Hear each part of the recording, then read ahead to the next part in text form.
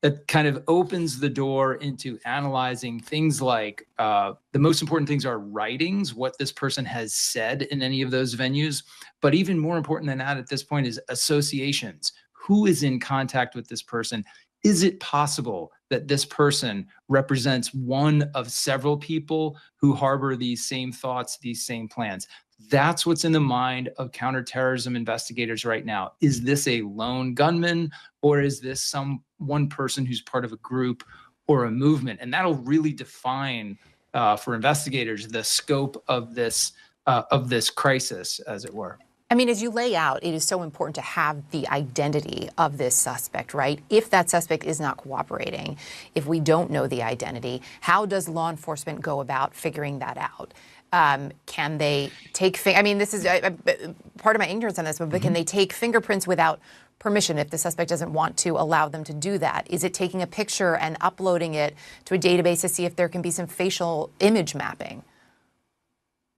I mean, short answer, Erica, is all that, right? Yeah. You can certainly use photographs to try to identify folks off of like biometric data sets. That's like the vanguard of how this is done to unknowns. We saw this used a lot in the Capitol insurrection cases. People were the video capture of people inside the Capitol was used through kind of internet-based resources and analytical tools that can tie you to other photographs that are out there in the social media sphere or what have you.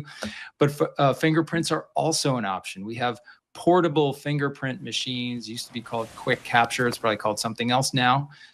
Where you can take fingerprints from someone who is lying in a hospital bed or is otherwise detained, and run those prints against known identified prints in law enforcement data sets. If this person has never been arrested before, never been officially fingerprinted, that check could come up negative, which would then lead you back to other means. Another thing you could do is they'll certainly use video capture around this incident to see if they can place him in a vehicle. If he parked a car and walked up to this place where the attack occurred, you would then have theoretically a vehicle that might be registered to him or registered to someone else who knows him, someone who loaned him a car. So there are many ways to get to that identification.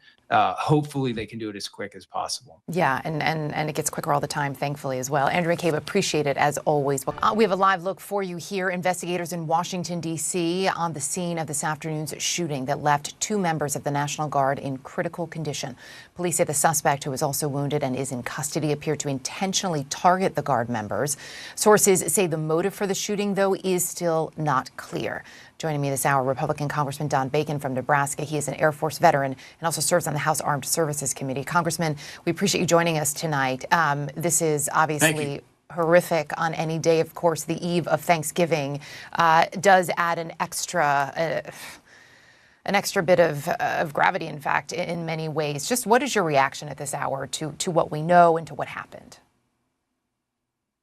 Well, all America is saddened to see that these 2 guardsmen were senselessly murdered. So our sympathy to their families and their co-workers that they served with and their friends. It's a heartbreaking day for family and friends and their fellow guardsmen. And I appreciate they were serving their country and doing what their country asked. We admire them, but our hearts go out to the families. Yeah, and they are at this hour in critical condition, and we are hoping for another update, obviously, as soon as we can get one. We heard from officials earlier, including D.C. Mayor Muriel Bowser, who said that this was a targeted attack. What is your message, if any, to the other troops currently in Washington, D.C. right now? No, we should always be on guard. I live about 4 blocks from the Capitol when I'm there. I always have my head on a swivel. When I walk down the Eastern Market, I'm always alert. We have to be alert, but we know that this is very random, very rare, but it happens. So we got to be alert. And unfortunately, in this political environment we're in, where everybody's escalating and angry at each other, the fringes get antagonized. They get, they don't. I mean, you and I, when we hear this stuff on TV, we could sift through it, but there's a few people in our society on the left and the right, they get so antagonized that that take violent action. And so I think it's very incumbent upon all of us, Democrats and Republicans, in the news, that we treat each other decently. We can disagree without being, over the top, angry, and throwing gas, what I think is a fire right now in our society, and this hyperpartisanship that we have. That is certainly an important message. I do want to reiterate, too, that while we are told this was a targeted attack, we do not know the motive. So it is important to remember in this moment, but certainly, and we don't know that there was anything behind it that was political, but to say that the political rhetoric in this country is high at this moment is an understatement. You are absolutely correct in that.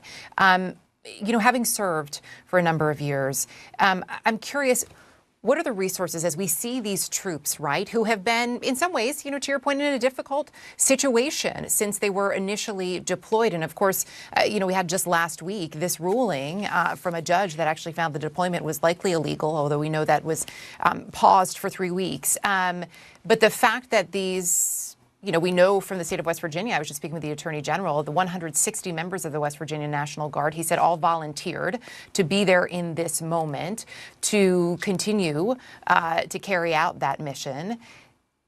This must be difficult for them to process. What are the resources that are available to National Guard troops, to those who are serving, when they see what is happening to their fellow guardsmen? I served in the active duty, but I think in these situations, the Guard also has a lot of the same resources. There are, whether it's chaplains, a lot of different resources there to help folks with this. But I would like to point out something that you raised. I deployed 4 times in the Middle East, and I knew 5 people killed in Iraq and 1 in Afghanistan. It's a shame that we had 2 soldiers shot at. Maybe, and we don't know their status right now, like you say, but the fact that this happened in our own country is wrong. It's tragic. I just want to point that out. I appreciate that these 2, but also all of the West Virginia Guardsmen, they're volunteers. And even if some folks disagree with the deployment of the Guard in our cities or Washington, D.C. in particular, it's not the Guard's fault. It's not these soldiers' fault. Well, let's have these debates in Congress. Let's have these debates in the courts. And let's follow the dictates of the courts. But it's surely not the fault of these guardsmen and women who just want to serve their country. Yeah. Secretary Higgs has said a short time ago that the president wants an additional 500 National Guard troops in Washington, D.C. Do you believe that that would help the situation? I think it's a temporary solution, but it's not the long-term solution. The long-term solution is you have to have district attorneys, prosecutors, and judges that are willing to keep violent people behind bars. And you got to have enough prison space to put them. And let me give you a stat. I heard this from the chief of police of Washington, D.C. He said about a year ago that the average murderer had conducted 11 violent crimes before they did that murder, and they were arrested for them and then released back into the streets. And we just saw that murder in Chicago, where this person, I think, had 17 arrests. They spread back into the building. This is not something is considered in the building fire code, very similar to the Green Fire Tower fire in London. Shidian Huang, thanks so much for joining. We'll continue to monitor developments there. Well, now to Washington, D.C., where officials say the 2 National Guardsmen are in critical condition after they were shot hours ago, not far from the White House. The assistant police chief explained the details of what happened. At approximately 2:15 this afternoon, members of the D.C. National Guard were on high visibility patrols in the area of 17th and I Street Northwest when a suspect came around the corner, raised his arm with a firearm, and discharged it at the National Guard members. The National Guard members, there were other members that were in the area. They were able to, after some back and forth, able to subdue the individual and bring him into custody. We do now have video taken just moments after the attack. It shows the police responding. I just want to warn you, some viewers may find it disturbing. As you watch this video, you can see the police in the background, though the victim is blurred, administering first aid to one of the downed guardsmen. Officials say they will treat this shooting as an assault on a federal law enforcement officer. Have a listen to the mayor of D.C., Muriel Bowser. This is a targeted shooting. One individual who appeared to target these guardsmen. Joining us now from the scene is Brian Todd. Brian, obviously a shocking event, downtown D.C., before a holiday, quite close to the White House. What are police telling you there now? Well, Jim, they're still trying to ascertain a motive for this shooting. They were not able to answer that question when they spoke to reporters a short time ago. Let me set the scene for you a little bit here. We're at 17th and K Streets Northwest. The shooting basically occurred right over there. We have a very good vantage point at this point. These are two uniformed Secret Service officers in the foreground. A lot of police vehicles here. Now, right behind them, that's the corner of 17th and I Streets. That's where Jeff Carroll, the Executive Assistant Chief of the D.C. Metropolitan Police, you just ran a clip of him. He said that the shooting occurred basically right there at that corner. And I can tell you also, Jim, that just a short time ago, you see that tow truck there. That tow truck arrived a short time ago. Now, whether it's here to maybe block the roads or possibly tow away a vehicle associated with this crime is unclear. We're asking around about that, about whether the suspect may have a vehicle that is related to this shooting. A couple of other details we can tell you that according to FBI Director Kash Patel, the two National Guardsmen who were shot are now in critical condition. That's a key piece of information because earlier today, West Virginia Governor Patrick Morrisey had posted a message saying that the two National Guardsmen who are from the West Virginia National Guard had died as a result of the shooting. Then he went back on that and said that their conditions were unknown. And just a short time ago, we got the update from Kash Patel that the two guardsmen are in critical condition. They are treating this as an assault on a federal officer, according to Kash Patel. And according to the D.C. Assistant Police Chief Jeff Carroll, this occurred at about 2:15 p.m. Eastern Time when, again, right over my right shoulder, he says the gunman came around a corner, raised a firearm, discharged the weapon at the National Guardsman. After some, quote, back and forth, he said, that suspect was pinned to the ground. He was taken into custody. At least one law enforcement source has told us that the suspect was taken away on a stretcher, so the suspect could have sustained some injuries there. Law enforcement source also telling CNN that the suspect is not cooperating with law enforcement at this time. We also spoke to two eyewitnesses, Jim, who said that they heard the gunshots and then turned and faced this area behind me and saw, one of them said he saw a man on the ground on his stomach with his hands behind his back. He assumed that was the shooter, and he was being held down by at least one person.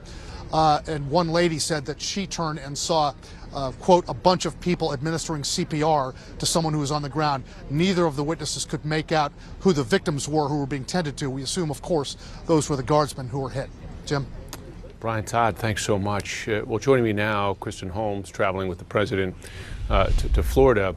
And Kristen, this is, we've heard several reactions from the president, of course, sadness for the condition of the soldiers, but also we're hearing from the administration that now they plan to send more guardsmen to D.C.? Yeah, that's right. So we actually heard from the Secretary of Defense today, Pete Hegseth, who said that President Trump has now ordered, in light of this shooting, 500 additional troops to be on the ground in Washington, D.C. And according to Hegseth, this is to ensure that the city stays both beautiful and safe. I had spoken to a number of people who work within the D.C. government, as well as first responders who work for the D.C. government, not federal, who said that they thought earlier this was likely going to be the case. They saw that this was where this was going next in terms of President Trump's actions. We've heard President Trump now a number of times, as you noted, commenting on this, really providing information almost as though he is briefing directly the public from information he's getting. He was the first one who told us the public that two National Guardsmen had been hurt and were in critical condition, and that the suspect was also in critical condition. And as that happened, he also vowed retribution when it came to making sure that that suspect was punished.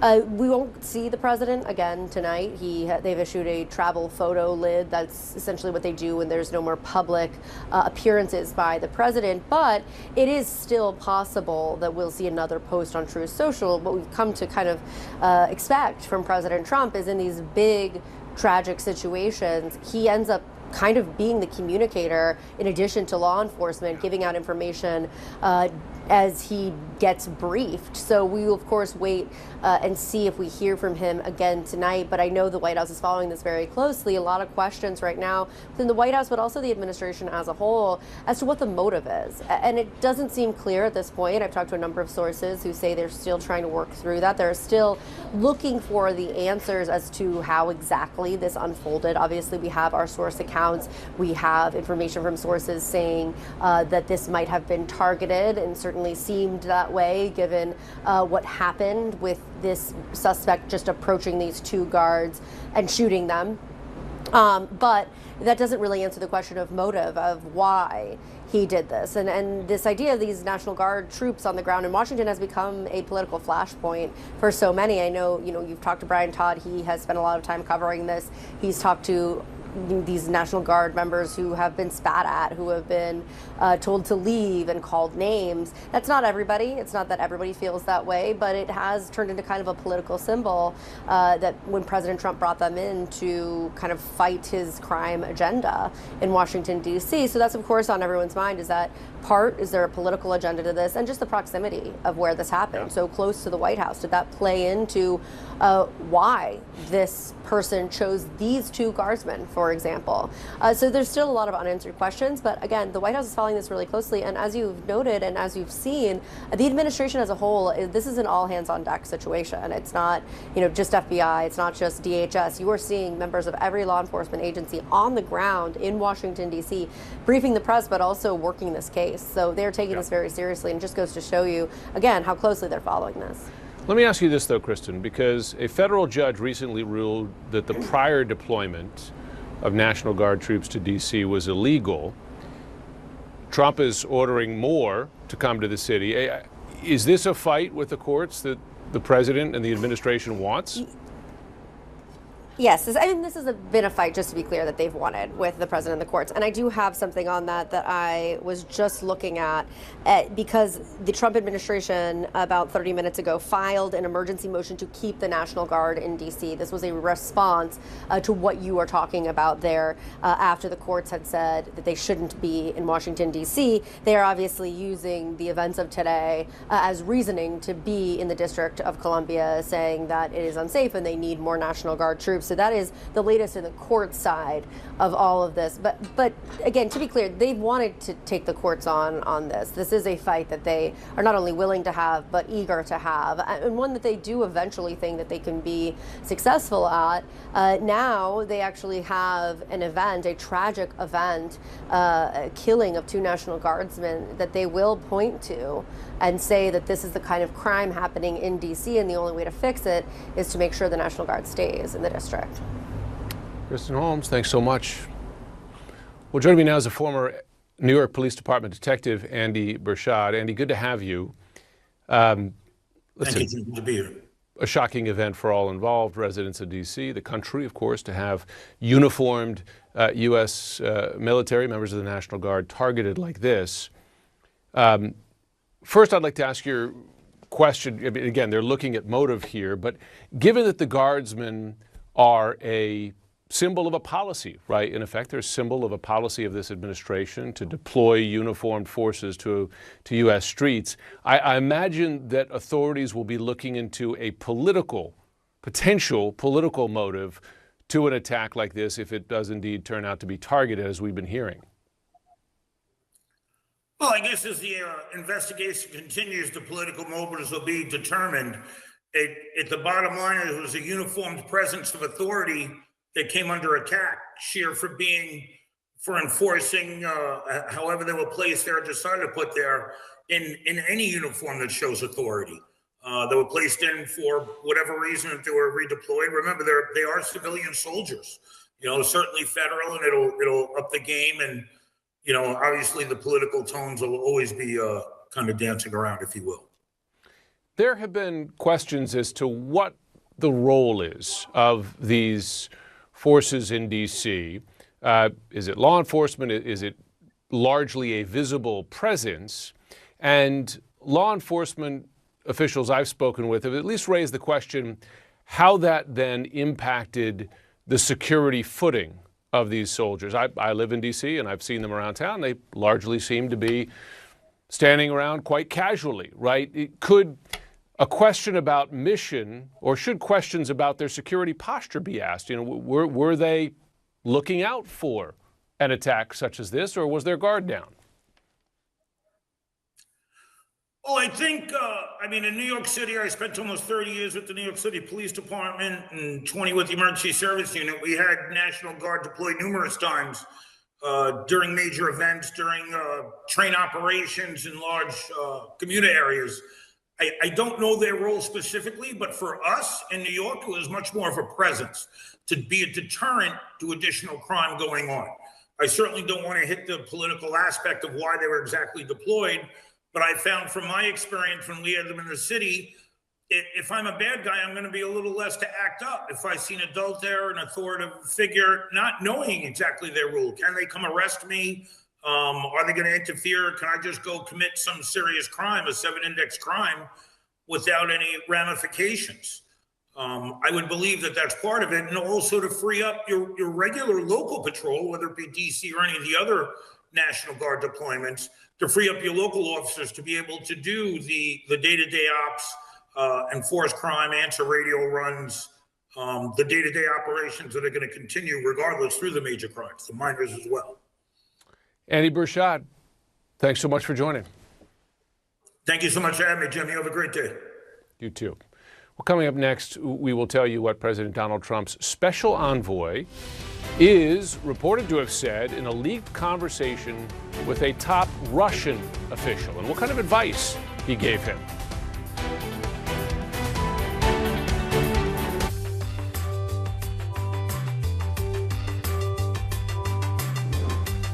Tech for Good, in association with politics, business, culture, real life.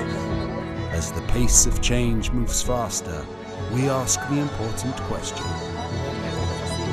what is the truth? This is CNNArabic.com. I'm Mike Valerio in Beijing, and this is CNN. Returning now to one of our top stories, we're learning new details about the shooting in downtown Washington, D.C. The FBI director says the two National Guardmen are in critical condition. Police say the suspect opened fire while the Guardmen were performing what's known as high visibility patrols, basically a show of force presence in the Capitol. Our next video in the wake of the shooting is disturbing, we should warn you. These are images of police administering CPR to what appears to be one of the wounded National Guardsmen on the ground next to a bus stop there that appears to show shattered glass, perhaps from gunfire. Police now have the suspect in custody. There is no indication of other suspects, this according to police. Joining us now as the investigation begins is former Minneapolis Police Chief Medaria Arredondo. Good to have you on. Thanks so much for joining. Thank you, Jim. So if this had happened in Minneapolis when you were in charge there, what would be your first steps right now?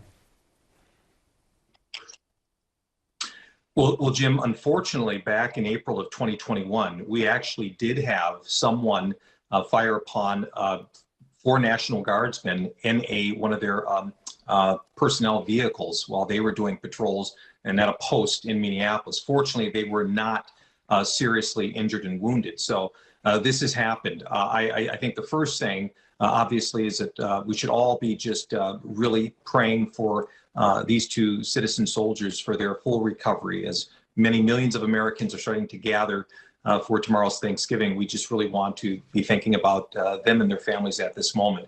But I think the first thing, Jim, is that what you're actually going to be seeing, and DC Metro Assistant Chief Carroll mentioned this, DC Metro is right now conducting their criminal investigation, as well as Director Kash Patel of the FBI.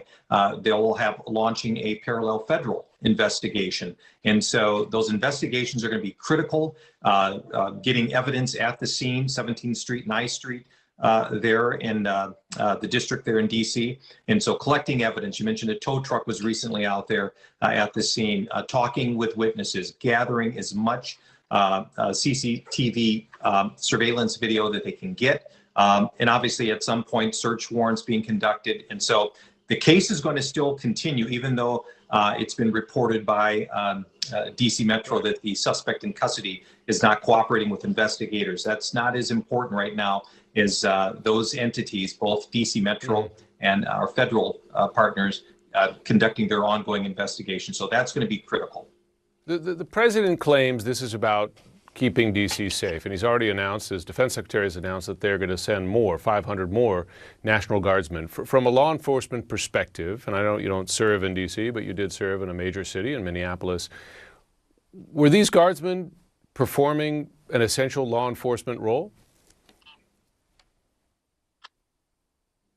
Well, certainly we know that these two National Guardsmen were actually specially deputized as U.S. Marshals, and they were performing, they were armed, they were performing in a sort of law enforcement capacity during these D.C. Safe and Beautiful patrols. So they certainly were. You know, Jim, I think that unfortunately, in this climate today in America, our citizen soldiers and airmen have been politicized. But we have to constantly just remember that whatever disagreements we may have politically, they're just out there. They're following their direct orders. They're trying to help out in whatever ways that they can. And so we should not place any sort of what a person's individual grievances may be jeopardizing their safety. And so I think that, again, whether it's DC, whether it was back in Minneapolis, I think that the ways these sorts of collaborations work best is when there's collaboration, when there's shared communication, when there's mission critical, everyone's on the same page, everyone knows what their rules of engagement are, and so you'll continue to see that moving forward. But I just want to highlight that under such a highly politicized time that we're living in right now in America, unfortunately, many of our National Guard citizen soldiers have been sort of thrown into that, and that's unfair to them. Yeah, no question. Medaria Arredondo, thanks so much for joining. Thank you, Jim. Happy Thanksgiving to you. You too, and your family. Well, joining me now on the legal questions here, former federal prosecutor Gene Rossi. Gene, good to have you, because it does look like we're going to be headed for another chapter of the legal debate over the deployment of uniformed military on American streets, because the defense secretary, as I noted there, has announced they're going to send 500 more. This, even as a D.C. judge, has ruled the existing deployment illegal. Where does the law stand on this right now? Well, I just want to say this about the suspect who was arrested, Jim. The government, the U.S. Attorney's Office, has 48 hours to file charges against him. That's number one. And number two, they probably have set up a war room in the U.S. Attorney's Office and at the Justice Department to write search warrants for various social media, emails, cell phones, things like that. But the other thing I would stress is this, is he alone, this alleged shooter, is he alone in doing this? Is he a lone ranger? Was there anybody who helped him, conspired with him, aided and abetted?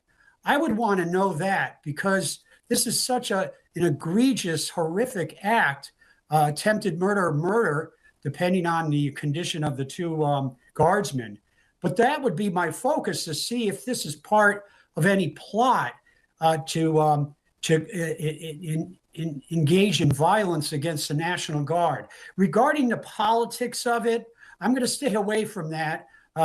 There are, strong views on both sides, whether this helped D.C. attack crime, or did it just fuel the flames? I would focus on whether he was alone, or did he conspire or have somebody aid and abet in his horrific act? Yeah, I'm not asking about the politics. I'm not asking about the legality of the deployment, right? Because the administration is saying it's going to deploy more, even as the question of the initial legality of the deployment, is still in question, or at least not in question. Our judge has ruled it illegal. But on this individual, the suspect here now, charged as assault of a federal law enforcement officer, I imagine that's deliberate. Does that give a path to certain penalties? Oh, you mean in terms of the crimes that are charged against him? Yeah. Right? Yeah, Yep. there will be enhanced penalties when you take the life of a federal law enforcement officer. That just takes it up a notch, and you'll have hate crimes. You'll have enhancements. Academically, if the guardsmen pass away, you could seek the death penalty. But in D.C., that probably won't be done. But it does change the dynamics and the whole options that the U.S. attorney could charge. But could be a terrorist act. It could be a conspiracy. It could be one just sole lone ranger. But he would be facing presumption of innocence. He would be facing an allegation of enhanced charges and penalties. Absolutely, because it's 2 federal guardsmen.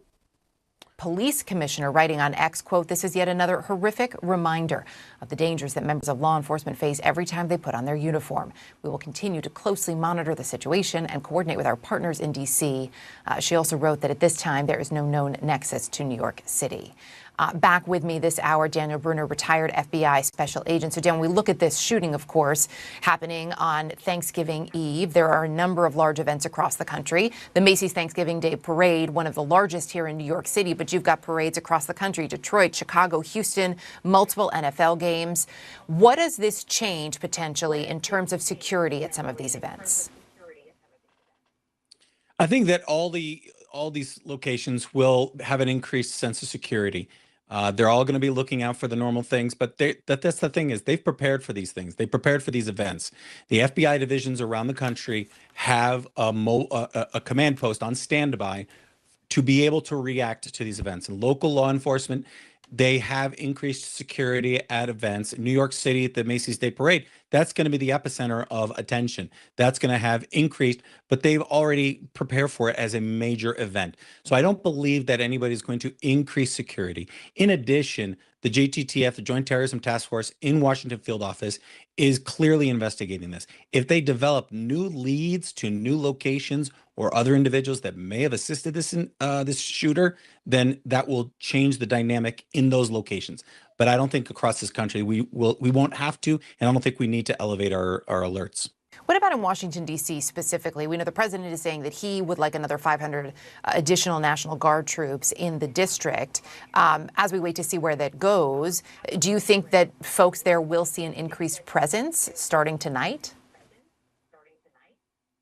I should say a broader. I think out of an abundance for caution, yes, I believe out of an abundance for caution, just like anywhere else, if there's an incident, the law enforcement entities around that location do increase security for just in case there is another individual part of this cell, if it is a cell, or if there's a group of individuals or copycats. There's going to be an increased scrutiny. There's going to be increased law enforcement presence. Follow-on attacks. We've seen that traditionally in other attacks and other types of incidents where there may be a secondary attack. So I think that in Washington, D.C., yes, I think they need to remain vigilant for possible follow-on attacks, or if leads develop where they determine who other co-conspirators that there maybe have to be, attacking and looking at these individuals to wrap them up. Dan Bruner, appreciate it as always. Appreciate the insight and the expertise. Thanks to all of you for joining us on The Lead. Be sure to stay with CNN. Our coverage of the breaking news continues right now on Aaron Burnett Out Front. Out front next, breaking news. A targeted attack. 2 National Guardsmen shot in Washington, D.C., both now in critical condition. New video tonight from just moments after the brazen shooting. Plus, a new emergency motion. The Trump administration asking a federal judge to keep the National Guard in D.C. following the shooting, a deployment that a judge just ruled is illegal. And nothing to see here. The Kremlin is downplaying the shocking leaked transcript of a call that revealed Trump's own special envoy and longtime friend was coaching Russia on exactly how to strike a deal with Trump. Let's go out front. Good evening to you. I'm Jim Sciutto in for Aaron Burnett. Out front tonight, breaking news, ambush. New video just in of what officials are calling a targeted attack on 2 National Guardsmen deployed in Washington, D.C. You can see in this video here police administering CPR to one of those guardsmen as he lays on the ground. As the camera pans, you can see a second guardsman also surrounded by police. The shooting took place less than half a mile just north of the White House, as you see on the map there. At approximately 2:15 this afternoon, members of the D.C. National Guard were on high visibility patrols in the area of 17th and I Street Northwest when a suspect came around the corner, raised his arm with a firearm, and discharged it at the National Guard members. It's our understanding tonight that one of the guardsmen was hit in the head. Both are said to be in critical condition. Officials say the suspect is in custody, though not cooperating with authorities. Shortly after this brazen attack, Defense Secretary Pete Hegseth said the president is ordering 500 more National Guard troops to the nation's capital. That on top of more than 2,000 already deployed there. President Trump, who is in Florida for the holiday, also vowed that the gunman will, quote, pay a very steep price for the attack. Our Brian Todd, he's live at the scene. Evan Perez in D.C. with new reporting. Kristen Holmes traveling with the president in Florida. Brian, I want to start with you. I wonder what you're hearing from eyewitnesses on the scene tonight. Right, Jim. We did talk to one eyewitness a short time ago, a lady who said she heard the shots. She was nearby. She heard the shots being fired. She turned around and she saw several people administering CPR to one of the victims. She could not really make out which victim it was or who the person was who was getting treated, but that's what she saw. And that was actually occurring just behind us here, over my right shoulder. Our photojournalist Albert Lutan is going to kind of go in there. These are uniformed D.C. Metropolitan Police and Secret Service officers here. The shooting occurred just beyond where they are in the foreground. That's 17th and I Streets Northwest. That is where, according to Jeff Carroll, the Executive Assistant Police Chief of Washington, that's where the shooting occurred. It's near the Farragut West Metro Station. According to Jeff Carroll, the gunman, quote, came around a corner, raised his firearm, and discharged the weapon. Law enforcement sources did tell CNN that the guardsman did engage in gunfire with the suspect prior to being shot. So there could have been kind of a chaotic scene there as the shooting was going back and forth. Some National Guardsmen then were able to subdue the alleged gunman, and then, according to at least one law enforcement source, the gunman was taken away on a stretcher. D.C. Mayor Muriel Bowser has called this a targeted shooting, but as for a motive, that is unclear right now. We asked that of Jeff Carroll, the Executive Assistant D.C. Police Chief, and Kash Patel, the FBI Director, and the mayor, as they were kind of walking away from a news conference. You know, I just said, any information that you can give us on a possible motive. They just kind of shook their heads and walked away. We are told by a law enforcement source that the suspect is not cooperating with law enforcement at this hour, Jim. That is what we can tell you right now. They did move a tow truck in place there, but we were told that is just to provide some additional lighting for the shooting scene behind me. Yeah, and it's early in the investigation. Often takes some time to determine a definitive motive. Brian Todd is in Washington. I know, Evan, you've been speaking to law enforcement sources. What are they telling us about the investigation so far? Well, Jim, it is early in this investigation, but one of the things that obviously is driving this is the fact that these were two federal agents, or federal officers rather. These are federal officials. These are National Guardsmen here deployed by the president as part of that contingent that has been here for a few months now. And so that is why the FBI is very much involved. There are agents from their counterterrorism section. There are other agents here from the Washington field office who are all working this investigation.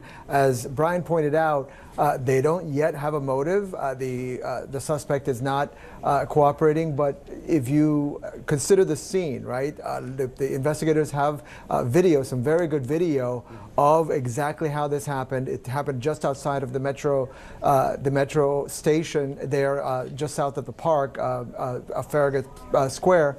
And what the scene that it shows is a person who approaches these guardsmen who did not even see him coming and appears to raise the gun and fires immediately. And so what that suggests, according to the investigators, is this was targeted. This is somebody who was perhaps searching, for National Guardsmen or some other type of official to go after. And so that's what is driving this investigation, certainly from the FBI standpoint. And we anticipate that we're going to learn more, certainly in the coming hours, about exactly who they believe he is and what may have driven this shooting today, Jim. Evan Perez, thanks so much. My panel joins me now, including John Miller, long history himself in law enforcement, Julia Keim, Charles Ramsey. We are getting, John Miller, another clip of new video. This was shared on social media, showing, and I'm going to let this play out for a bit here, what appears to be a struggle. You can see we've deliberately blurred out the body of what might be a victim there as well, but it does look like a struggle, law enforcement on top of someone there trying to secure that person. As Evan was saying, and as we reported earlier, to date, the suspect who is in custody is not cooperating with law enforcement. John, as you're watching this play out, what do you see there? It appears you've got a struggle to separate a suspect from one of the guardsmen, the victim there, to get him in custody. You can see the broken glass at that bus shelter, which was shot out during this exchange of gunfire. And on the far end of that bus stop, which you can't see in the current frame, it appears the other guardsman is down on the ground and being tended to by what appears to be a group of Secret Service uniformed division officers who patrol that area as part of the outer perimeter of the White House. There was some earlier reporting that one of the guardsman was hit initially, and another guardsman attempted to get behind that bus stop to protect himself. Let me ask you, you've of course been talking to sources. I heard you here as we went to air talking to sources. You have some new information about what's known about the suspect. So the FBI believes they know the identity of the suspect. They are backtracking through all that information to make sure they have the right person, but the person they are focused on is a 29-year-old immigrant who lives in the state of Washington, and they're developing when he came in and from where and the rest of that as we speak. But I think as the night develops, we're going to hear some more of that. Okay, Charles Ramsey, tell us what police at this stage will be focusing on, not just on this investigation, but I imagine on the security of other law enforcement in D.C., right? If you have, they're already describing this as a targeted killing, seemingly specifically targeting National Guardsmen. If I'm a National Guardsman in D.C. or a member of uniformed law enforcement, I imagine I'm concerned about safety at this point. Well, I mean, everyone will be on high alert, you know, and I don't know if it's clear whether or not, obviously it's National Guard that was shot, but did he shoot because they're National Guard, or is that the first uniform he saw and shot? But clearly, he was targeting someone in law enforcement or military, whatever it was. But yeah, there's heightened alert, and not only in Washington, D.C., but remember, tomorrow you've got Thanksgiving Day parades all around the country. New York, Philly, I mean, all over the place. So anywhere you have any kind of gathering of people, those police agencies are going to be on higher alert and perhaps even enhancing security around those kinds of things. I mean, that's what you typically do. Even though one isn't really related to the other, you don't want to take any chances at all. Juliet, a D.C. police official said the guardsmen performing what are known as high visibility patrols. I live in D.C. I see the guardsmen as I drive to work every day. It strikes me, and it struck others, that largely it's a physical, visible presence there. And there have been open questions in D.C. about their law enforcement role. But when I ask this question, because when I see them, they seem to be quite casual, right? Standing around talking to each other.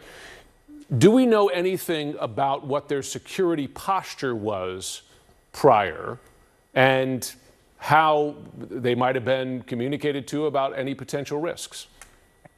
Right. And that is the perfect question to ask at this stage. I was saying to someone earlier today, neither at peace nor at war. We have deployed the National Guard. The president has for a mission that even the National Guard does not know what it is. How are you going to, what are your metrics? What are your standard operating procedures? What are your rules of engagement? All of this is being litigated in the backdrop as we reported the case. A court found it unconstitutional yesterday. The Trump administration is referencing this shooting today to appeal it. But the problem of mission readiness does not get solved by more military. It gets solved by determining what's the mission. And I think one of the challenges that the National Guard has been having is that is that, that this has been politicized so much that the mission, the military mission, it's hard to define right now. I hope the White House begin to clearly delineate what the mission is to ensure that something like this could happen anytime. We know that, but they're not on a base and they're not at war. They're on American streets, and we need to protect our National Guard when we deploy them. No question. Charles Ramsey, you of course led police departments in 2 cities, including Washington, D.C. The administration's immediate reaction tonight is to request 500 further National Guardsmen to be deployed. If you were leading the police department in D.C. right now, would that be your first request, more National Guardsmen? No, it wouldn't be. And 500 additional guards not going to do anything in terms of preventing what just happened. It wouldn't have stopped what happened, and it's not going to prevent anything in the future. You put National Guardsmen in a bad position now. You've got them serving as law enforcement. That's not what they're trained to do. It's just not. And it's a big difference in terms of the training. And I'm not trying to blame anybody, and certainly they're just doing what they're asked to do. But I mean, you've got to really stop and think about what is it that you're trying to accomplish. What is the mission? I mean, I was in D.C. last week, and I saw a bunch of National Guard. They're just standing around. Yeah. I mean, what is it that you really want them to do? And if it's a law enforcement role, what kind of training have you even provided to them? Now, anything like this could happen to anybody. So I'm certainly not saying that they did because they didn't do anything wrong. And this guy just walk up and he could have just shot anybody like that. But it just shows you the dangers that are present whenever you're in a law enforcement role. I mean, cops deal with it on a regular basis. And we've got a wall in D.C. with 24,000 some odd names of officers who have been killed in the line of duty. So you put them in a bad position, especially if you didn't give them the training. Yeah, and what their posture is. I see them quite casual every day as well. John Miller, you and I have talked many times about the way New York City is with a web of cameras watching every inch, particularly of downtown, particularly post 9/11. This is quite close to the White House. I imagine police are going to have a pretty good visual record, perhaps even already, of the lead up to this moment. I mean, there's few places on the planet Earth that have more camera coverage than that zone around the White House, government buildings, bank buildings, private buildings. There's cameras everywhere. Because the suspect was captured on the scene, rather than seeing which way did he run, they're going to see which way did he walk from. They're going to reverse that process and take him as far backwards in that process to see, did he come out of the Farragut train station? If he was on the train, they'll exploit those cameras. Where did he get on? License plate readers, if his car made it to D.C., which of those did he tick? They will probably, based on my experience, be able to document him backwards quite a ways to see, the origins of his travels through the city that day. And as you identified the suspect, and we're hoping for more details as we move forward. John, breaking news, we have new information into CNN about the gunman responsible for shooting 2 National Guardsmen in D.C. John Miller is back with me. John, you said the information would be coming quickly, and here it is. What do you know? Well, this individual appears to be from Washington State. It appears that he immigrated here into the United States in 2021 as part of the operation to bring Afghanis who had worked with or assisted the United States government over into this country as Afghanistan was beginning to fall. The Special Immigrant Visa Program, SIV program. Right, exactly. This was the Allies Welcome Program. He applied for asylum under that program and was granted that asylum in April of this year, although he's been here, it appears, since 2021. So that sets this in a place where the FBI is going to be looking at what was the vetting that was done prior to his arrival here, when he settled in Washington, what has been his activities here in the United States, what brought him to Washington, how long has he been there. But it's going to give them a better direction at this point as they try to get from who is this individual, which they believe they've established, to what is his motive. Now, a number of motives could come up there. One could be that he was disenchanted in the United States. Another could be that he was angry at the U.S. military or felt betrayed and came upon people in uniform when he traveled to Washington. Or it could be something altogether different. In other words, you're saying that part of the question will be as to whether there was a vetting failure prior to his admission into this country. And again, early in the investigation, we have no information to indicate that, but you're saying that'll at least be a question that they're asking. Yeah, and I mean, we know the vetting process was rushed. We know the vetting process was flawed. We know on the back of the vetting process that they identified a number of people who they then went to look for and do further investigation into.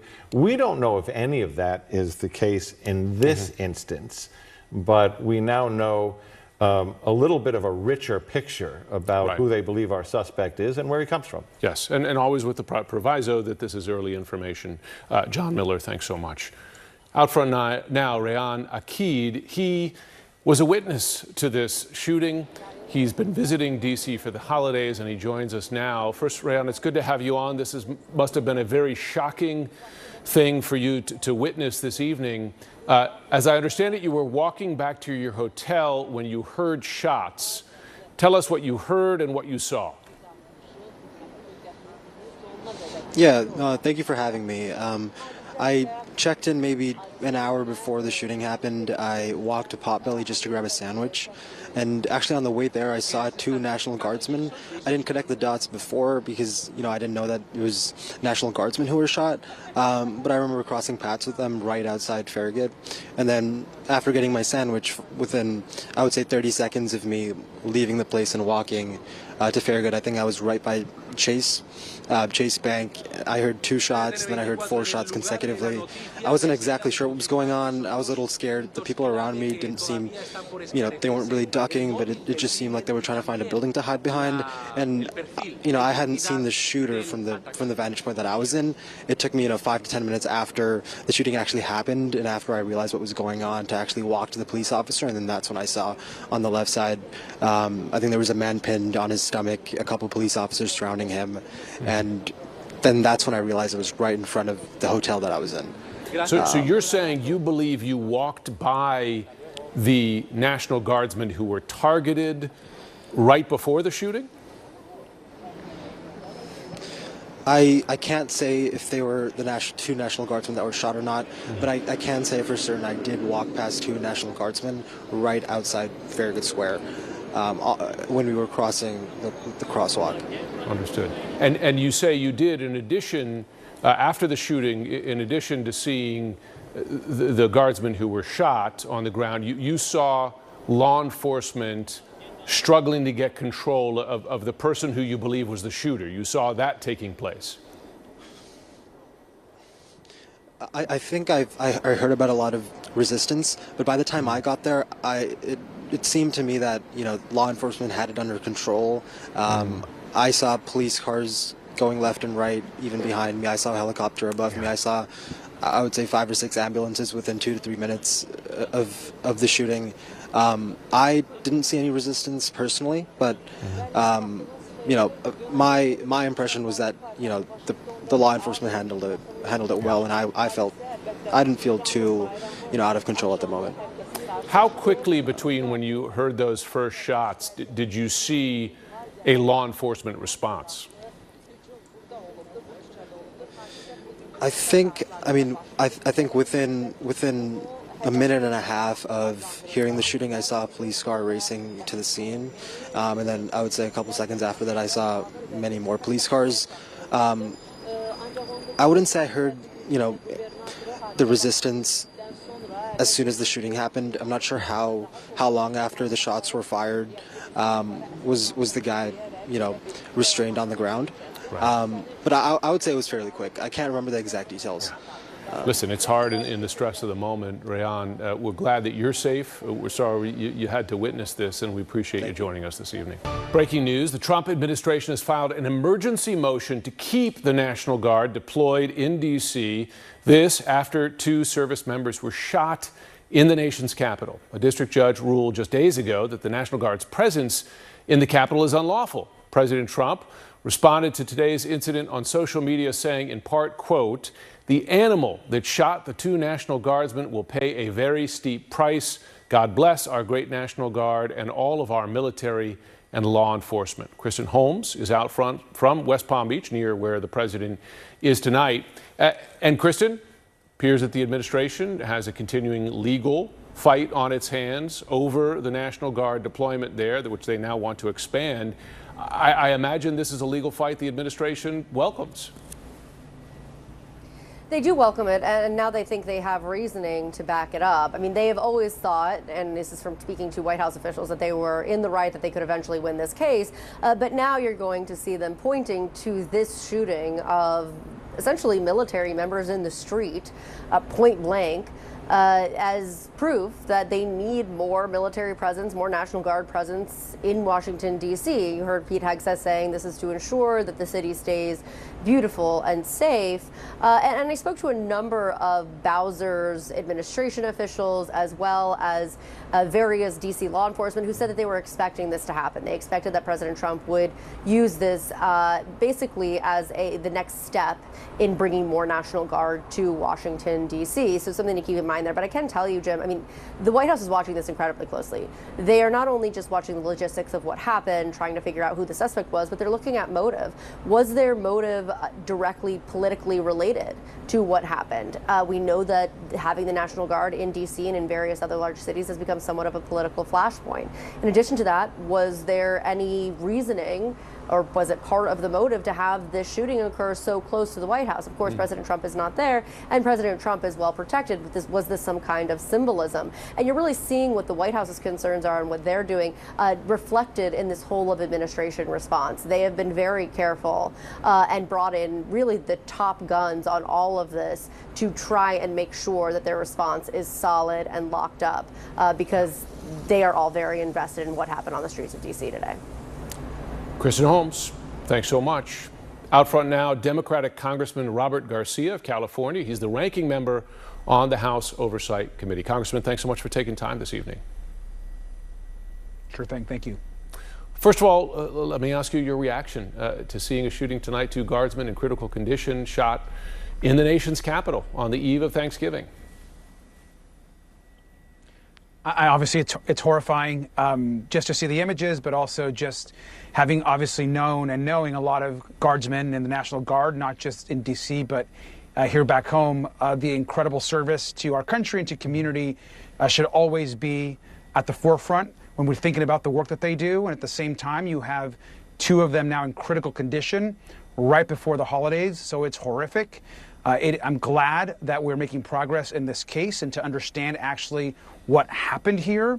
I imagine in the days ahead there will be a lot of information coming out of law enforcement and the FBI, and certainly Congress will be fully briefed as to motive, why in that location, and a little bit more, of course, about this person that committed this horrific act. And so it's our prayers, and of course completely thinking about the families and the entire Guard family. Your district is located within Los Angeles County. Like D.C., we should note, there is a National Guard presence there. Do you believe that members of the National Guard who are deployed should be concerned for their safety this evening following an attack such as this, which, of course, law enforcement is saying was targeted? Look, I think that any member of the military, National Guard, any member of law enforcement is always concerned for their safety and should be. The folks that are serving are doing so because they believe in their country and their community. And so that's something that they are well trained on. But no one should have to fear for their life in the way that this happened. And this type of attempt, not just to harm and kill, but also clearly to make some type of statement. And I think that is something that obviously the Guard and those that are on the ground, not just back here at home, but in D.C., are clearly monitoring.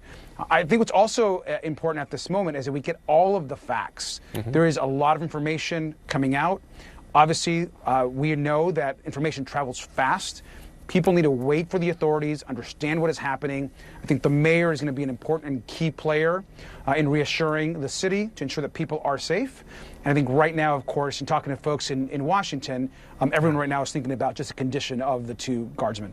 No question. Let me ask you this, because as you heard us reporting, Trump is now asking for 500 more National Guard troops in D.C., this even after a federal judge determined that the existing deployment is illegal. You know the national battle that's taking place, including in the state of California, over the president's decision to deploy troops such as these. Do you believe deployments like this and an expansion of the one in D.C. right now is helpful? Do you think that makes the cities safer? Look, I'm not sure that expanding another 500 troops is the right call. I think that's something that we also need to assess. Look, I think the first person you need to ask that question to is the mayor and local authorities. At the end of the day, National Guard should be brought in to assist states, in this case, the district, to assist mayors when they believe there needs to be additional support on top of local law enforcement and police that are on the ground. And so at the end of the day, those are decisions that should be made by local law enforcement that are on the ground at the state level. And so for the president to order additional National Guard, whether it's in D.C. or in other states, without that input and discussion, I don't think is the right approach. And so I think in this case, there's still a lot of information that we need to gather and understand. Was this the only person that was involved, or are there others? And so I think before a full assessment can be made, that local authority input, really understanding what the danger is of D.C. at the moment. But I think that generally speaking, just calling in National Guard without that input, I think is not the right approach. Congressman Robert Garcia, thanks so much for joining tonight. Yeah, well, Caitlin, obviously there's going to be a lot of focus on the vetting process and what sort of scrutiny this person received or didn't receive on the way in, and were there red flags in this file that should have caused people to look a little bit deeper. My guess is that process will not reveal much about why this guy did this thing today. There are so many different factors that may have contributed to his radicalization, his decision to go down this path, likely motivated by grievance, possibly motivated by ideology, to strike out against U.S. military members. He likely had experience with military people in Afghanistan. He may have, in fact, worked for the United States military in Afghanistan. Who knows whether that was a part of this? But what we know just from the few facts we have, to travel from Washington State to Washington, D.C. for the purpose acquiring a firearm, likely illegally. You can't have a firearm legally in this country if you're not a citizen, and someone in the asylum process would certainly not qualify to have a firearm. So to go through all these steps, to take that extensive travel, to get here to D.C. on the night before or the afternoon before a holiday, and then to strike out so brazenly and lethally against military members in broad daylight, in circumstances in which he was inevitably going to be arrested, possibly killed, or taken into custody, like that shows an extraordinary degree of planning, of dedication to this horrible mission. Yeah. So there's a lot to unlock here, and investigators have a lot to look for. Yeah, and John and Darren, I mean, these were obviously what they were describing as high visibility patrols earlier. We knew where these National Guardsmen were going to be.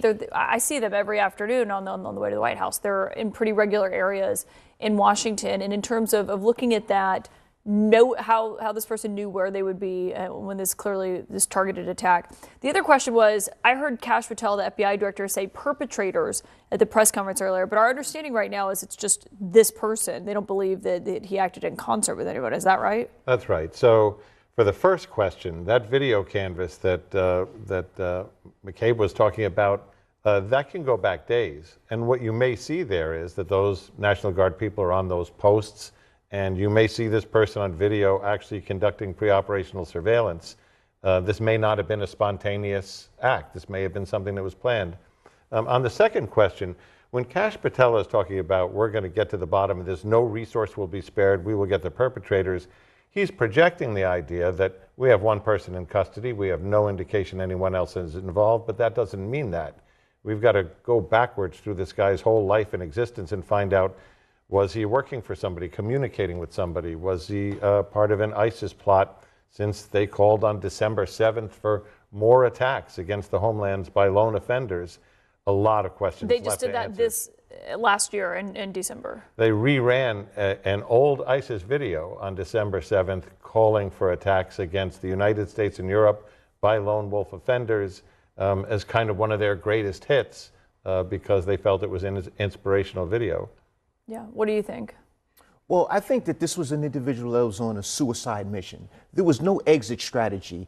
Him committing this atrocity in broad daylight at 2:30 in the afternoon clearly shows me that he intended to die. He didn't intend to be captured. If he did intend to be captured, he didn't have identification on him to verify That's who he key. was. I thought right. that I thought that was huge. Mm-hmm. In addition to that, we're going to look to the firearm. We want to trace that. We're going to have to collaborate with ATF to find out where he purchased this weapon from, because he may have purchased it legally in the state of Washington. However, it was an illegal possession in the city of Washington, D.C. Washington, D.C. has some of the toughest handgun laws in the country. So it was clearly something that he possessed that was illegal.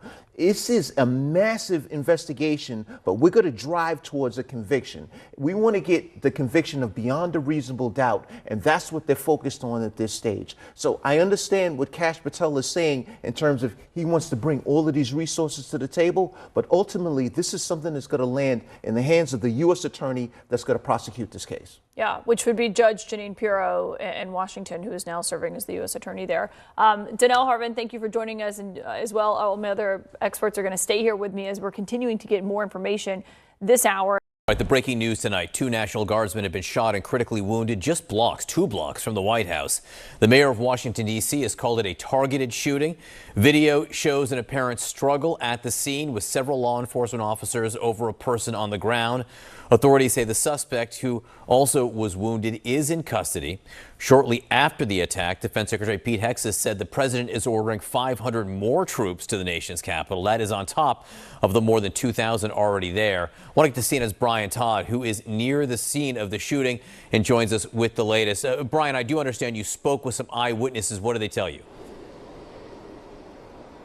That's right, John. We spoke to 2 eyewitnesses who heard the gunshots and then witnessed what happened in the immediate aftermath of the shooting. One of them, a young man named Ryan Akid, a 21-year-old student from Cornell University, here to visit his family on Thanksgiving. He said he was at a Potbelly sandwich shop very near the scene. He said he was about 30 seconds after he walked out of the Potbelly shop when he heard the shots. He said he hid behind chairs because he knew what was happening, but then he looked up and he saw a person on the ground on their stomach with their hands behind their back being held down by at least one person. He said he assumed that was the shooter. He said he also saw some people administering CPR to someone else who was on the ground. Another eyewitness gave us a fairly similar account. These accounts pretty consistent that we're getting here. A lady who said she heard the gunshots, she turned and saw, quote, a bunch of people giving CPR to someone on the ground. This is the shooting scene right here behind me, John. We're not very far away from it. These are uniformed Secret Service police officers and park police officers. We also have Metropolitan Washington police officers kind of swarming the scene here. The shooting scene is just beyond where these officers are in the foreground. It's just less than a block over on that corner there, according to Jeff Carroll, the Executive Assistant Police Chief of Washington, D.C.'s Metropolitan Police. That's where the shooting occurred, 17th and I Streets Northwest, right over there. We're less than a block away from it. He said that at about 2:15 p.m., the suspect, quote, came around a corner, raised a handgun, and then discharged the handgun toward one National Guardsman who was just a mere feet away from the suspect. Sources tell us that the suspect then turned their gun on a second guardsman who tried to take cover behind a bus stop shelter. And then, according to our sources, the guardsmen engaged in gunfire with the suspect before they were in fact shot. According to FBI Director Kash Patel, the 2 National Guardsmen are in critical condition tonight. Mayor Muriel Bowser is calling this a targeted shooting. By all accounts, it was an ambush. We yelled a question to the police chief and the mayor as they were walking away from us this afternoon about a possible motive. They did not answer that question. John? All right, Brian Todd, working the scene. Thank you so much for the work that you are doing. I want to go now to CNN senior White House correspondent Kristen Holmes, who is in West Palm Beach traveling with the president. What is the president's reaction to the shooting tonight, Kristen? Look, the president and the White House are watching this very closely. We saw President Trump on Truth Social posting about this, giving details that were not already public at that time, noting that both of these two National Guardsmen had been critically injured. And on top of that, that the suspect had also been injured. And that was the first time we had heard about what had happened to the suspect. We know he's being briefed constantly, and there are a lot of questions within the White House and for President Trump himself on what the motive was. They're still figuring out how this happened, what this looked like logistically. Obviously, we've been piecing it together ourselves through witness accounts as well as video evidence. And that's what the White House and all these federal agencies are doing. But there are still questions as to why exactly this happened. As we know and we've reported, the National Guard has become somewhat of a political flashpoint. Did that have something to do with it? The other questions about this are, was the proximity to the White House something that they were paying attention to? Was that something that was to send some kind of message to the White House or to President Trump? We still don't have the answers to this. But as you can see from the response, it is a full of administration response here, and they have their top people really working on this and communicating with the president. While we won't see him again tonight, we are watching to see if he gives the public any more updates on what he's being briefed about. And of course, it is important to note the president was not in the White House. He was in Florida, where you are with him tonight. Kristen Holmes, thank you very much. With us now, CNN senior legal analyst and former federal prosecutor Ellie Honig. Ellie, good to see you. Given what we know at this point, what kind of possible charges might we expect this suspect to face? Well, John, first, I'd expect to see charges of attempted murder under Washington, D.C. local law, the equivalent of state law if it happened anywhere else. Now, those charges carry sentences of anywhere from 2 to 15 years, and I would expect to see 2 counts against this shooter, one for each of the 2 victims who he shot. Separately, in addition to that, we could see federal charges for attempted murder of a federal official. That law does cover uniformed members of the military. Slightly higher potential penalty there, up to 20 years. Again, I'd expect to see 2 counts there. And John, important to know, if one of these victims, God forbid, should take a turn for the worst, should pass away, we hope that doesn't happen. If that were to happen, that would upgrade these charges then to murder. And that's significant because that would then raise it to a life sentence and even on the federal side, a potential death sentence. Also, let me add, building off what John Miller told you earlier, depending on the specifics of this individual's citizenship status and other specifics about the gun itself, there could be illegal firearms charges here, which could add to the penalties. I think one common question that people have here, you see Afghan national, there are questions about could there have been religious motivations? Could there be Islamic terror? Again, no idea if we end up going down this road. But what would it take for there to be a terror charge? So you would need to show, first of all, if there's some sort of religious motivation, you could see additional charges for hate crime. For there to be a terror charge, you would actually have to show some sort of nexus to an international terrorist group. We hear the phrase domestic terrorism. That's a phrase that's defined in federal law, but there's actually, surprisingly, no crime of domestic terrorism. But if you could show that this was done in furtherance of some designated foreign terrorist group, then you could see terrorist charges, which of course carry sentences of up to life and potentially death. Very quickly, Ellie, the president ordered 500 more National Guard troops to Washington after this. This is in conjunction with an emergency motion to keep National Guard troops on the streets after a court ruled it was unlawful. So what happens next year? Yeah, so the administration has already announced that they will appeal that ruling, which came down 6 days ago from a district court judge in D.C. So that judge ruled that the president's deployment of the National Guard in D.C. was illegal. The judge said, I'm putting my ruling on hold so you can appeal. Now that appeal has been taken. John, really important to keep in mind, the president is in charge of the National Guard in D.C. That's different. In the states, it's always under the governor. And so the president has really broad authority under the National Guard. Frankly, I was surprised by the ruling out of that district court judge the other day, and it would not shock me if that gets reversed on appeal. More on the breaking news tonight. 2 National Guardsmen are in critical condition after what authorities are calling a targeted shooting in the streets of Washington, D.C. in broad daylight. The FBI does have a suspect in custody. My next guest is a veteran and one of the 6 Democratic lawmakers that recently posted this video to social media imploring military members not to follow illegal orders. The president has suggested they are guilty of treason. The FBI has opened an investigation, and I am now joined by Pennsylvania Congressman Chris Deluzio. Congressman, thanks so much for being with us. First, I just want to get your reaction to this shooting in Washington, D.C. that unfolded this afternoon and is now, obviously, we're getting new information tonight. Yeah, just heartbreaking news. I certainly send my thoughts and my prayers out to those 2 National Guardsmen, the brothers and sisters in arms they serve with, their families in West Virginia. Just awful news. And I really, if you're a praying type, pray that those 2 folks come through.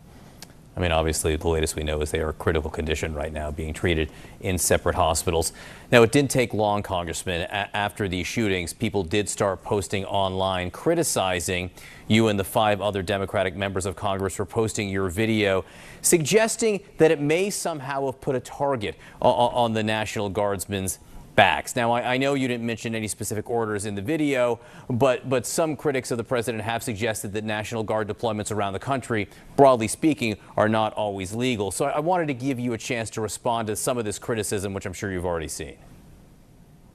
Yeah, it's just crazy stuff, outrageous stuff. I mean, it's been, what, a half hour since we've even learned any basic facts about the alleged shooter here.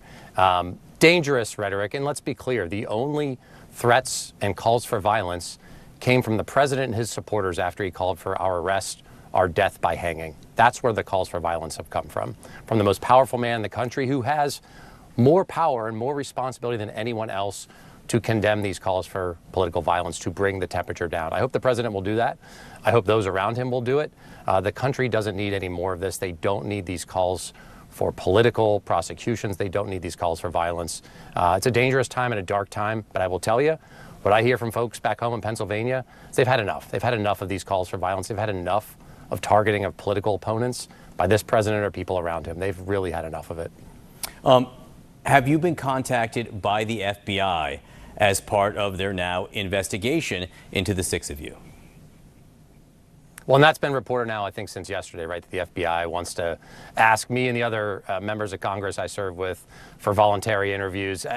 As I said when this news broke, it's a clear attempt to intimidate us as members of Congress, to try to deter us from criticizing the president, my goodness. And remember, the thing that we said, a basic foundational truth about our Constitution, about the oath we all take, it's something that you learn whether you go to boot camp, that I learned as a plebe at the Naval Academy, that commanders and the JAG lawyers around them train troops on. Is the Justice Department and the FBI and Donald Trump going to go investigate everyone who trains their troops on what orders they have to follow? It's outrageous, and it tells you how outrageous it is. What contact has there been from the FBI so far? I'll leave that to defer that over to the FBI, but what's been reported out there is they've tried to contact me and the other members for voluntary interviews. Do you plan on cooperating? I'm not planning to sit down for a voluntary interview, no. Oh, why not? Well, look, everyone in this country has a right to refuse to do that, and I think this is a clear attempt to intimidate us. I'm a member of Congress, and the Article 1 of our Constitution, I have the President and his Justice Department and FBI trying to intimidate and silence his perceived rivals who stated the law. Remember, stated the law, the thing that we said, that our oath to the Constitution comes first, that no service members can ever be required to follow illegal orders is something you learn your first day in the military and train throughout your time in uniform. And the president's response is to call for our arrest and death. And the fact that you now have Republican elected officials speaking up, saying this is out of bounds, saying enough is enough, it tells you something about how outrageous this really is. Congressman Deluzio, from the Commonwealth of Pennsylvania, we do appreciate your time tonight. We wish you a happy Thanksgiving. And along with you, I know your thoughts are with those 2 guardsmen in critical condition in Washington hospitals tonight. Thank you. All right, back with us, John Miller and Jonathan Wackrow. I want to go back to the investigation, John. John Miller, the fact that this suspect is not cooperating, A, a surprise, B, how does that affect the next several hours?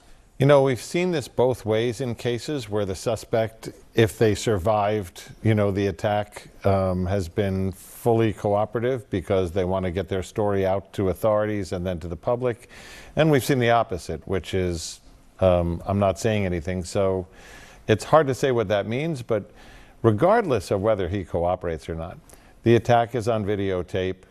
His life is deeply embedded in U.S. government records because of the vetting process he would have gone through coming as an asylum seeker from Afghanistan, going through that asylum process just this year, the number of statements, the background, the stories that he would have had to tell to authorities to get that asylum approved. So they have a lot that's going to be on their plate. Getting into his social media, what has he been looking at, who has he been talking to, those things may get us closer to motive. I have to tell you, I mean, even sitting here during the breaks listening to two law enforcement professionals with so much knowledge talk about this, I learned so much. Jonathan Wackrow, what questions do you have as this continues to unfold throughout the evening? Well, listen, there's a lot more information that we need to start piecing together, was this a targeted attack? But, we're starting to get closer there. The fact that this suspect may have traveled across country, that's really indicative. You think about behavioral threats, that's really indicative of goal-based behavior, not a spontaneous act. So someone had to actually think about traveling all the way, all the logistics of traveling into the national capital region. That's one issue. Then you start looking at the attack dynamics, coming up behind these guardsmen, taking them, really catching them off guard, and then attacking them the way that he would know that they would be most vulnerable. They're wearing combat armor, not helmets in this instance. So the attack methodology would be to attack them where they do not have that armor. Someone with working knowledge of that would plan the attack that way, not a spontaneous act. Someone who's doing this spontaneously would shoot at center mass. So there's a lot of these little behavioral traits that we need to start piecing together. Investigators need to learn, where did that gun come from? Were there anybody else? Is this part of a larger group that is now anti-government, anti-military? Is there going to be a copycat attack? We have the holidays tomorrow. The National Guard around the country is still deployed. Is there a risk of a copycat attack? Those are the questions I want to ask. And John Miller, we got about 25 seconds left. What about that? I mean, you've been in so many public positions before on big event days. The fact this happened the night before Thanksgiving, what will that do around the country? You're going to see a whipsaw effect of security being increased, but in different ways in different places.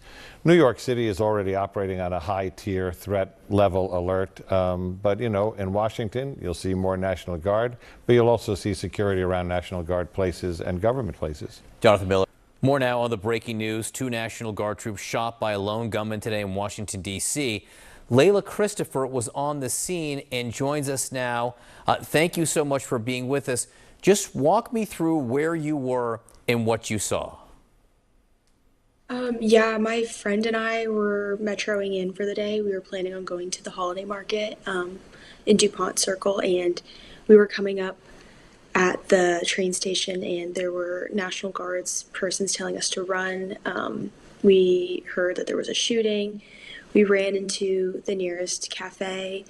And shortly after, there was Secret Service surrounding the building and the streets, taping off the streets, and we saw one National Guardsman being wheeled out on a stretcher, and he had a device helping pump his heart, it looked like, doing automatic CPR, and his face was covered in blood. Was it already chaos when you came out of the subway? Did you hear the shots yourself? So we did not hear the shots. We were actively coming up from Metro Center and were just told by National Guards people to run. And we heard from a woman next to us that there was a shooting. So we went into the nearest building and they locked the doors. And from there is where we saw the medical, personnel helping the National Guardsmen. How many law enforcement were on the scene from your vantage point? So many. I saw FBI, Secret Service vehicles, policemen, more National Guard people. It was a lot, and there were people actively taping off the surrounding streets, and we were just in the midst of it. What was going through your head at the time about the range of possibilities? I mean, you're really just a couple blocks from the White House. Yeah, that was definitely something that I thought of. I don't think either of us had any idea what was going on. There was nothing in the news yet. We were just kind of looking around, but as soon as I saw Secret Service vehicles and FBI, even more confused, to be honest. I don't know. I think our minds kind of went in the worst places, but kind of just stayed in that building and stayed with the other people in the building until we were told it was okay to leave. And how long? I mean, how long did it take for you to be able to get out and move around and clear the scene? I was texting and calling my dad. I want to say around like 2:20. I don't quite remember, but we were in there for hours. I thought we were in there for like 15 minutes, but we were in there for hours. There was just more and more personnel outside. And we were just waiting to be told what was happening, if someone had been detained. We knew that there were shots fired. People in the cafe had heard that there were 6 shots fired. And we had seen the guardsman roll in the stretcher right in front of our eyes and had no idea what was going on.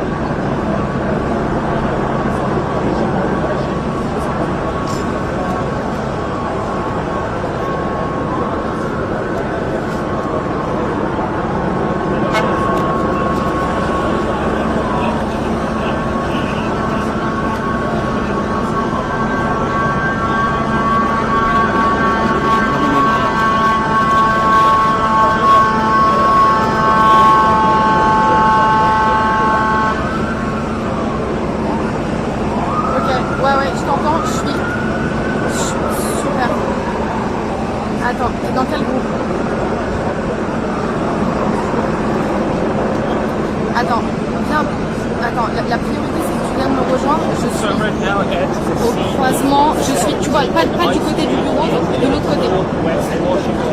Ouais, au croisé. J'arrive pas à t'envoyer, mais tu t'approches des valises au plus proche possible de l'intersection. Croisement High Street et Connecticut Avenue, mais pas côté du bureau. En gros, tu sors du bureau, tu vas à gauche et tu traverses. Ok? Tu sors du bureau, tu vas à gauche, et tu sors du bureau, tu traverses, et ensuite tu vas à gauche. Tu vas trouver au premier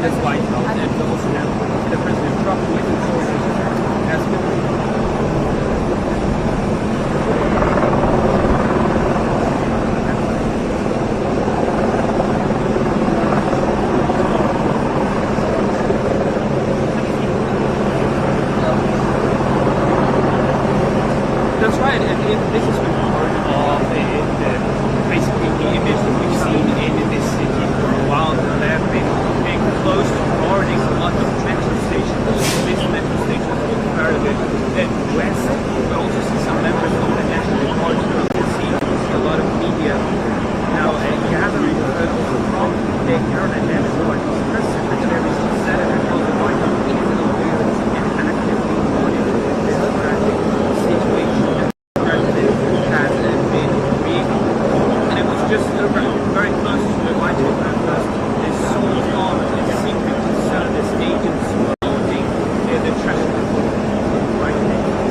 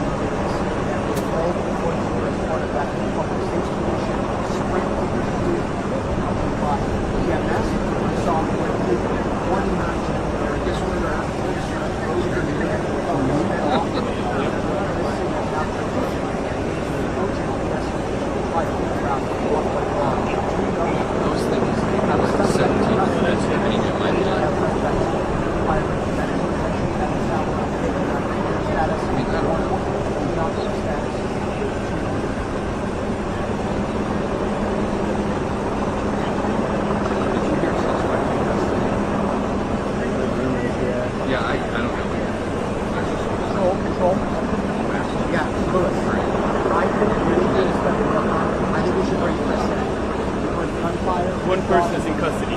One in custody? The police tweeted it out. Okay. Yes.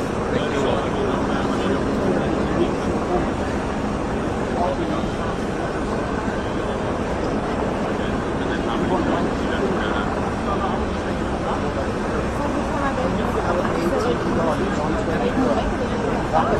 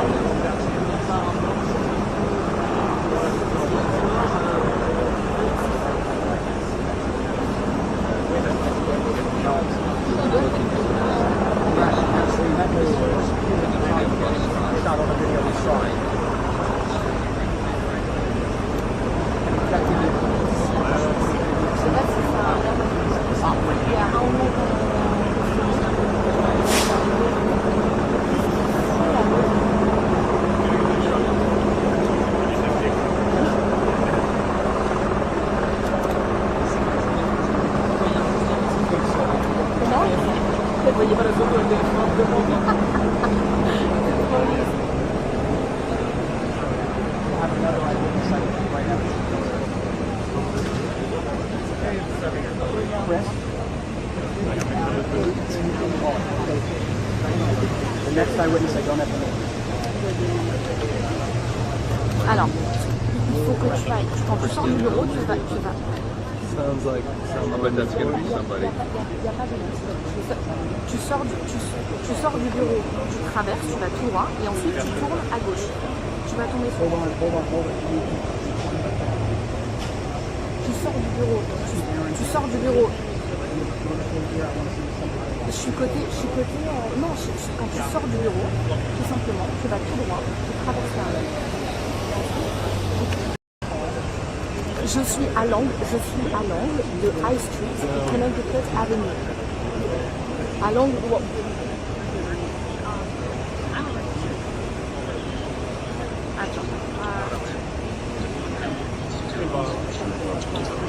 Je suis à l'angle de High Street. Il n'y a pas de sandwicherie, il n'y a rien. Je ne sais pas comment tu fais. Tu vas taper?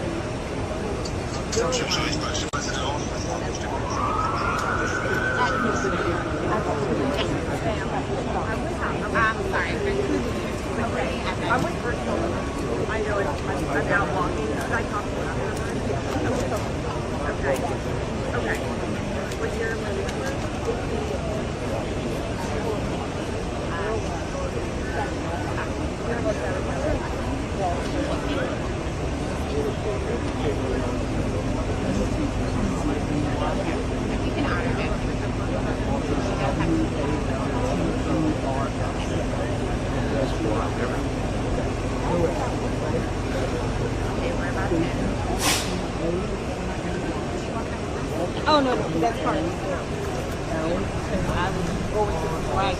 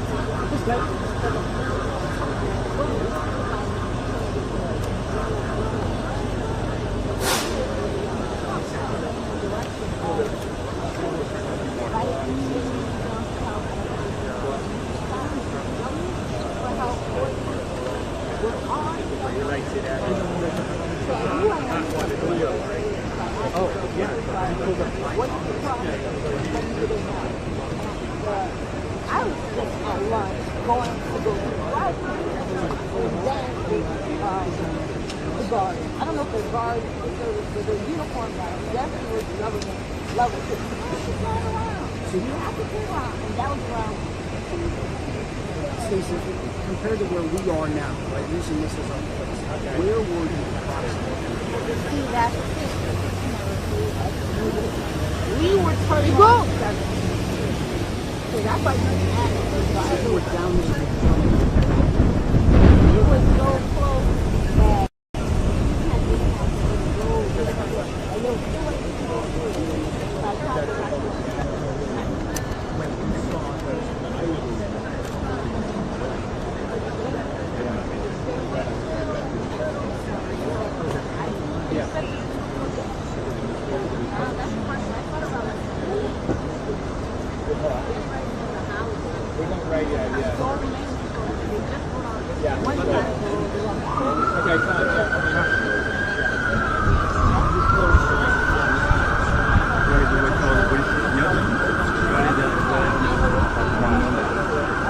Hallöchen.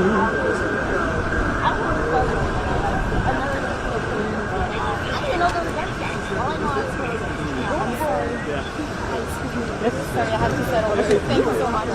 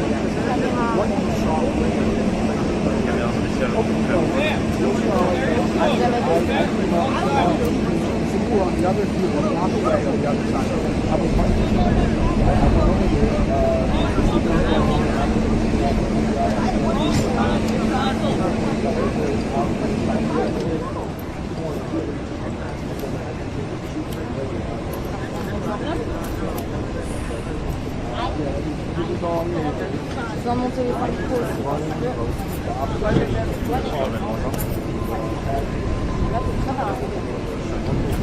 Vraiment, il y a beaucoup de l'eau et puis il y a beaucoup de l'eau et ça filme des trucs.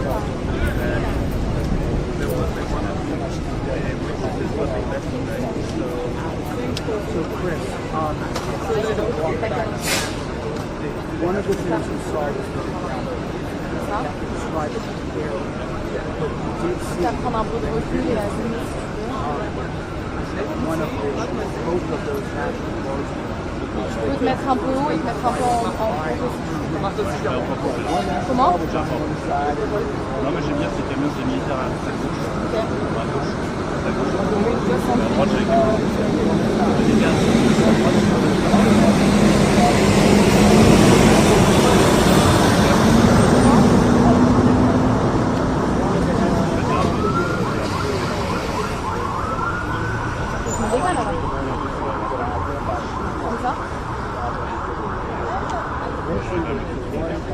Non mais sinon je peux me décaler différemment, tu peux me mettre comment?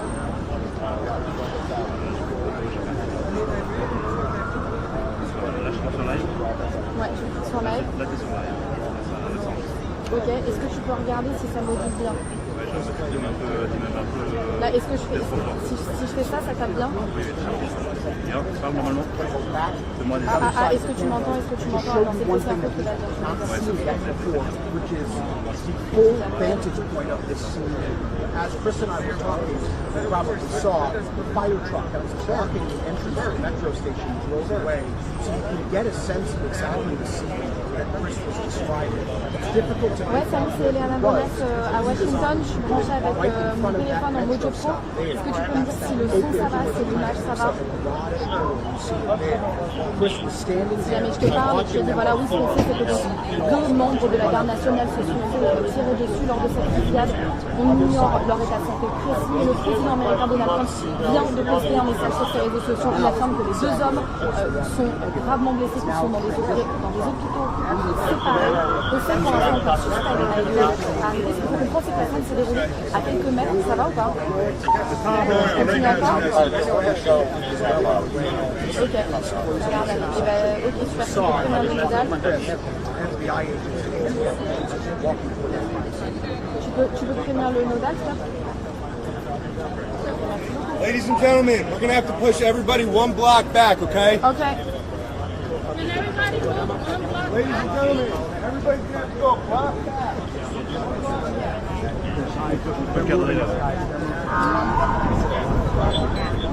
It always happens when you have the best spot. You have it, and then a minute before the line.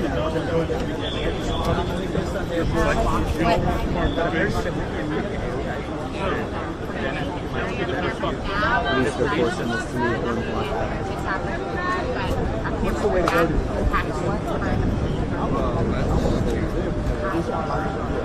That's the way to All right, our police line is moving back. This tape is moving back. If you have a camera against the police line tape, please move it. You do not want to damage your equipment.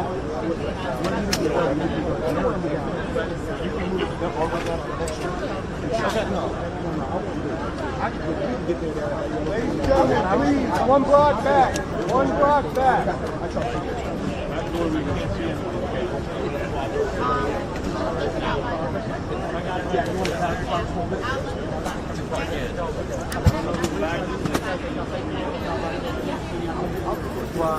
Available police جوان مثلا شنو كان بواقع ديارة عليه سوري لقوم كان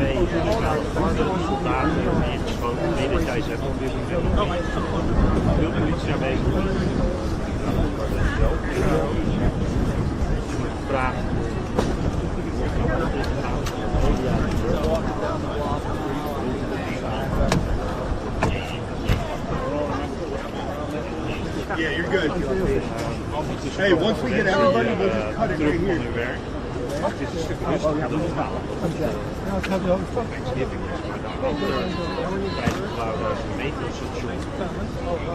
Hey, we don't have any more time. Come on, let's go. I'm sorry, we gotta go. We gotta move back.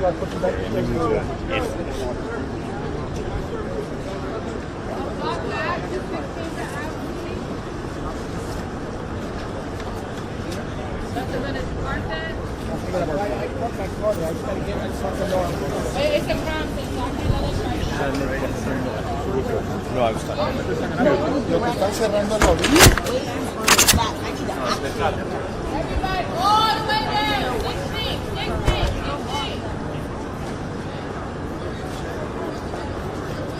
Well, this is where the tape is.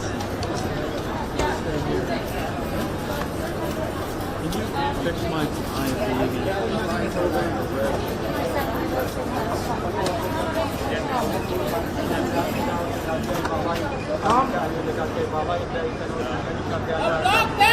Whole block! The entire block! 16! 16! we have to go a whole block. Excuse me! 16! 16! That right here, 16!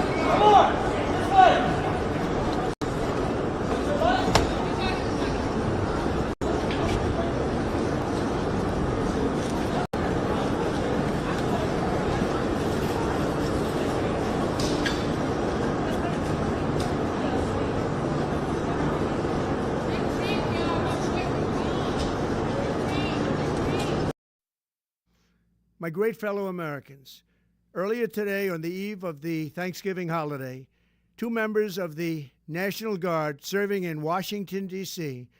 were shot at point-blank range in a monstrous ambush-style attack just steps away from the White House. They had been deputized as part of the most successful public safety and national security mission in the history of our nation's capital, the D.C. Safe and Beautiful Task Force, which has achieved an unprecedented reduction in violent crime and crimes of all type. This heinous assault was an act of evil, an act of hatred, and an act of terror. It was a crime against our entire nation. It was a crime against humanity. The hearts of all Americans tonight are with those 2 members of the West Virginia National Guard and their families. The love of our entire country is pouring out for them, and we are lifting them up in our prayers. As we are filled with anguish and grief for those who were shot, we're also filled with righteous anger and ferocious resolve. As President of the United States, I am determined to ensure that the animal who perpetrated this atrocity pays the steepest possible price. I can report tonight that based on the best available information, the Department of Homeland Security is confident that the suspect in custody is a foreigner who entered our country from Afghanistan, a hellhole on earth. He was flown in by the Biden administration in September 2021 on those infamous flights that everybody was talking about.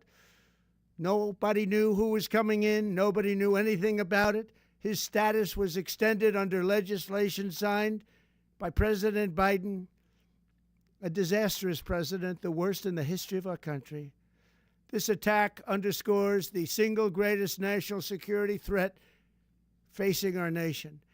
The last administration let in 20 million unknown and unvetted foreigners from all over the world, from places that you don't want to even know about. No country can tolerate such a risk to our very survival. An example is Minnesota, where hundreds of thousands of Somalians are ripping off our country and ripping apart that once great state. Billions of dollars are lost, and gangs of Somalians come from a country that doesn't even have a government, no laws, no water, no military, no nothing. As their representatives in our country preach to us about our Constitution and how our country is no good. We're not going to put up with these kind of assaults on law and order by people who shouldn't even be in our country. We must now re-examine every single alien who has entered our country from Afghanistan under Biden, and we must take all necessary measures to ensure the removal of any alien from any country who does not belong here or add benefit to our country. If they can't love our country, we don't want them. America will never bend and never yield in the face of terror. And at the same time, we will not be deterred from the mission these service members were so nobly fulfilling. That is why tonight I can announce that I have directed the Department of War to mobilize an additional 500 troops to help protect our capital city. We will make America totally safe again, and we will bring the perpetrator of this barbaric attack to swift and certain justice if the bullets going in the opposite direction haven't already done that. During this time of the year, when we gather at home with loved ones, these two patriots were wearing the uniform of our country, patrolling the streets of our capital. They had taken a selfless oath to defend our nation against all enemies, foreign and domestic, and that is exactly what they were doing when they were gunned down in a savage attack. I want to express my extraordinary gratitude to every member of the United States military who is deployed tonight at home and abroad. I also want to thank the Secret Service and the D.C. Metropolitan Police Department for their work today. This Thanksgiving, I ask every family to say a prayer for the two great heroes who were so horribly shot, and for their loved ones. Please say a prayer. May God bless them and comfort them, and may God bless and protect the United States. I want to go to that breaking news out of D.C. Several people shot near the White House, including two members of the U.S. National Guard. The shooting happened in downtown Washington, D.C., close to the White House. The D.C. Police Department says one suspect in custody. The scene has been secured as well. According to them, CNN has reached out to the National Guard for comment. They're obviously responding to the situation right now. Law enforcement analyst Steve Moore joins me on the phone. And it's early days, Steve, but what have you heard? Just not much more than you have. Anytime you have a shooting near the White House, obviously it's a point of concern. And then when you're discussing National Guardsmen, it could indicate that there's a possible political motive to it because of the recent moves by the administration to put military in Washington. Just talk us through this area. We understand that parts of the, areas outside the White House have been cleared.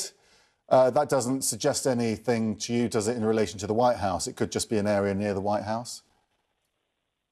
Yes, I mean, as you know, there's lots of parks right around the White House, the Treasury building, all the Executive Office building, all that entire area. And the fact that they're clearing this, to me, would mean that they expect that this may be something a lot more than just a crime gone bad or something like this. They're handling it as if they are assuming it's an intentional targeted shooting. However, that doesn't mean that's what it is, but you have to handle that. You can't go back and reinvestigate. So you have to start with the potential possible motive for this first. Yeah, we seem to have multiple agencies involved, a huge presence already on the ground. I guess that's normal, isn't it? It's quite layered in Washington anyway. Yeah, and part of that is because, because it's a federal enclave, just about every federal agency has jurisdiction over it. The FBI has federal jurisdiction over the entire city. I mean, they could technically, though they never would, but they could technically stop people for drunk driving and stuff like that. They have normal police powers in Washington, D.C., as do almost all other federal agencies. So you're going to get everybody, I would assume parks, National Park Police are going to be there and having a major thing to do with it, because most of the land around there is set aside for monuments, parks, things like that. So they'll be involved, FBI will be involved, and of course, Metro Police will be involved. The White House saying President Trump has been briefed. As I understand it, I think he's in Florida, isn't he, at the moment? So not an immediate concern for his safety right now, but he has been briefed. That shows how significant the White House thinks it is. Yeah, I think right now, again, in the absence of greater, more information, the thing that indicates to me most that this could be something other than a crime that went bad or an attempted arrest that went bad is the response by the federal agencies. This is not something where somebody got shot and you had the national, and I hate to sound so blasé about that, but where somebody got shot and you have the normal police presence and they put up crime tape and they investigate it and go. This appears to be at least being handled as though it's an intentional, potentially an intentional crime, and if that, it would be a potential terrorism case. So, and again, I'm not saying that's what's going on, but when you get to a situation like this or a scene like this, the first thing you have to do is determine the parameters of what you're looking at. If it's very obviously a gang-related shooting or something, you don't have to start working terrorism protocols. But if you arrive there and you have soldiers who've been shot, and it's right near the White House, you cannot ignore the fact that potential for political violence, for this to be a political violence situation. Yeah, just flesh that out, because what you're saying, if I'm reading it properly, is it's not a couple of police officers who were shot here, which may have suggested, as you say, an arrest or some sort of scuffle or something like that. You've got National Guard members who were shot who wouldn't normally be involved, would they, with arresting people, for example? No, not necessarily. You have some National Guard units that are military police units who are very well schooled in law enforcement. In fact, many of them, when they're not at the Guard, are actual policemen in blue uniforms, not green. So they tend to be very sophisticated if it's a military police unit. But you'd have to find out whether there was a federal arrest taking place nearby, and possibly you had guardsmen providing security for the area. There's just so many things right now that are in the air, and we just don't have the answers to. But law enforcement seems to know a little bit more about it than we do. Several people have been shot, including 2 members of the U.S. National Guard. The shooting happened in downtown Washington, close to the White House, where we find Brian Todd. Brian. Right, Max. Let me set the scene for you. We're about a block and a half away from the White House on 18th Street Northwest. These are Secret Service police officers here trying to get as much traffic out of the way as possible, trying to clear the street as much as possible, also directing some pedestrians on foot to try to avoid this immediate area. You can see over here beyond me, this is looking east, kind of toward the White House. Just for perspective, I can tell you that the White House is this way, and then to the right about a block, and that is the area area where the shooting occurred. Here's what we know now. According to Homeland Security Secretary Kristi Noem, 2 National Guardsmen were shot. According to 2 law enforcement sources who spoke to CNN, the 2 guardsmen engaged in gunfire with the suspected shooter prior to being shot. The sources say the suspect was detained and transported away on a stretcher. President Donald Trump has just posted on Truth Social that the 2 guardsmen are, quote, critically wounded. We are told by D.C. police that 1 suspect is in custody. They say the scene is secure. Again, to repeat what we're hearing from sources now, 2 law enforcement sources telling CNN that the 2 National Guardsmen engaged in gunfire with the suspected shooter just prior to being shot. The sources say that the shooter was detained and then transported away on a stretcher. President Trump has just posted on Truth Social that the 2 guardsmen were critically wounded. We do not have an update on the condition of the suspected shooter, but we are told that the shooter is in custody now. Again, I'll step away from the camera as our photojournalist Joe Merkel will show you the scene here as they try to secure this area near the White House. The shooting occurred this afternoon. And what one witness told our photojournalist Joe Merkel was that she heard gunshots and then she turned around and saw 2 National Guardsmen getting CPR. That is according to one witness who spoke to a member of our team here not far from the scene. Now, you know, for some added perspective, the presence of the National Guard here in Washington has been somewhat controversial ever since President Trump ordered his law enforcement surge here in early August. About mid-August, the Guardsmen started to deploy in this city. They come from states like West Virginia, South Carolina, Mississippi, Louisiana. A lot of them are very young people. I can tell you that I've interacted with many of them since President Trump's law enforcement surge began here in August. And we have also witnessed kind of some of the controversy surrounding them. On occasion, when I've been out here covering the law enforcement surge, you know, you do see on occasion some people coming up to law enforcement, to National Guardsmen, and jeering them or yelling at them. Now, most people who come up to them are friendly and want to take pictures with them, but we have seen on occasion people kind of giving them a little bit of trouble. So that kind of sets the more broad perspective and the controversial nature of the National Guard deployment here in Washington, Max.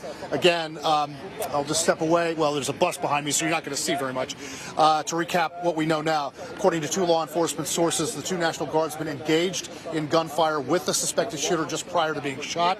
That the sources say that the suspect was detained and then taken away on a stretcher. Max? Okay, Brian, appreciate it. Let you get back to your reporting there.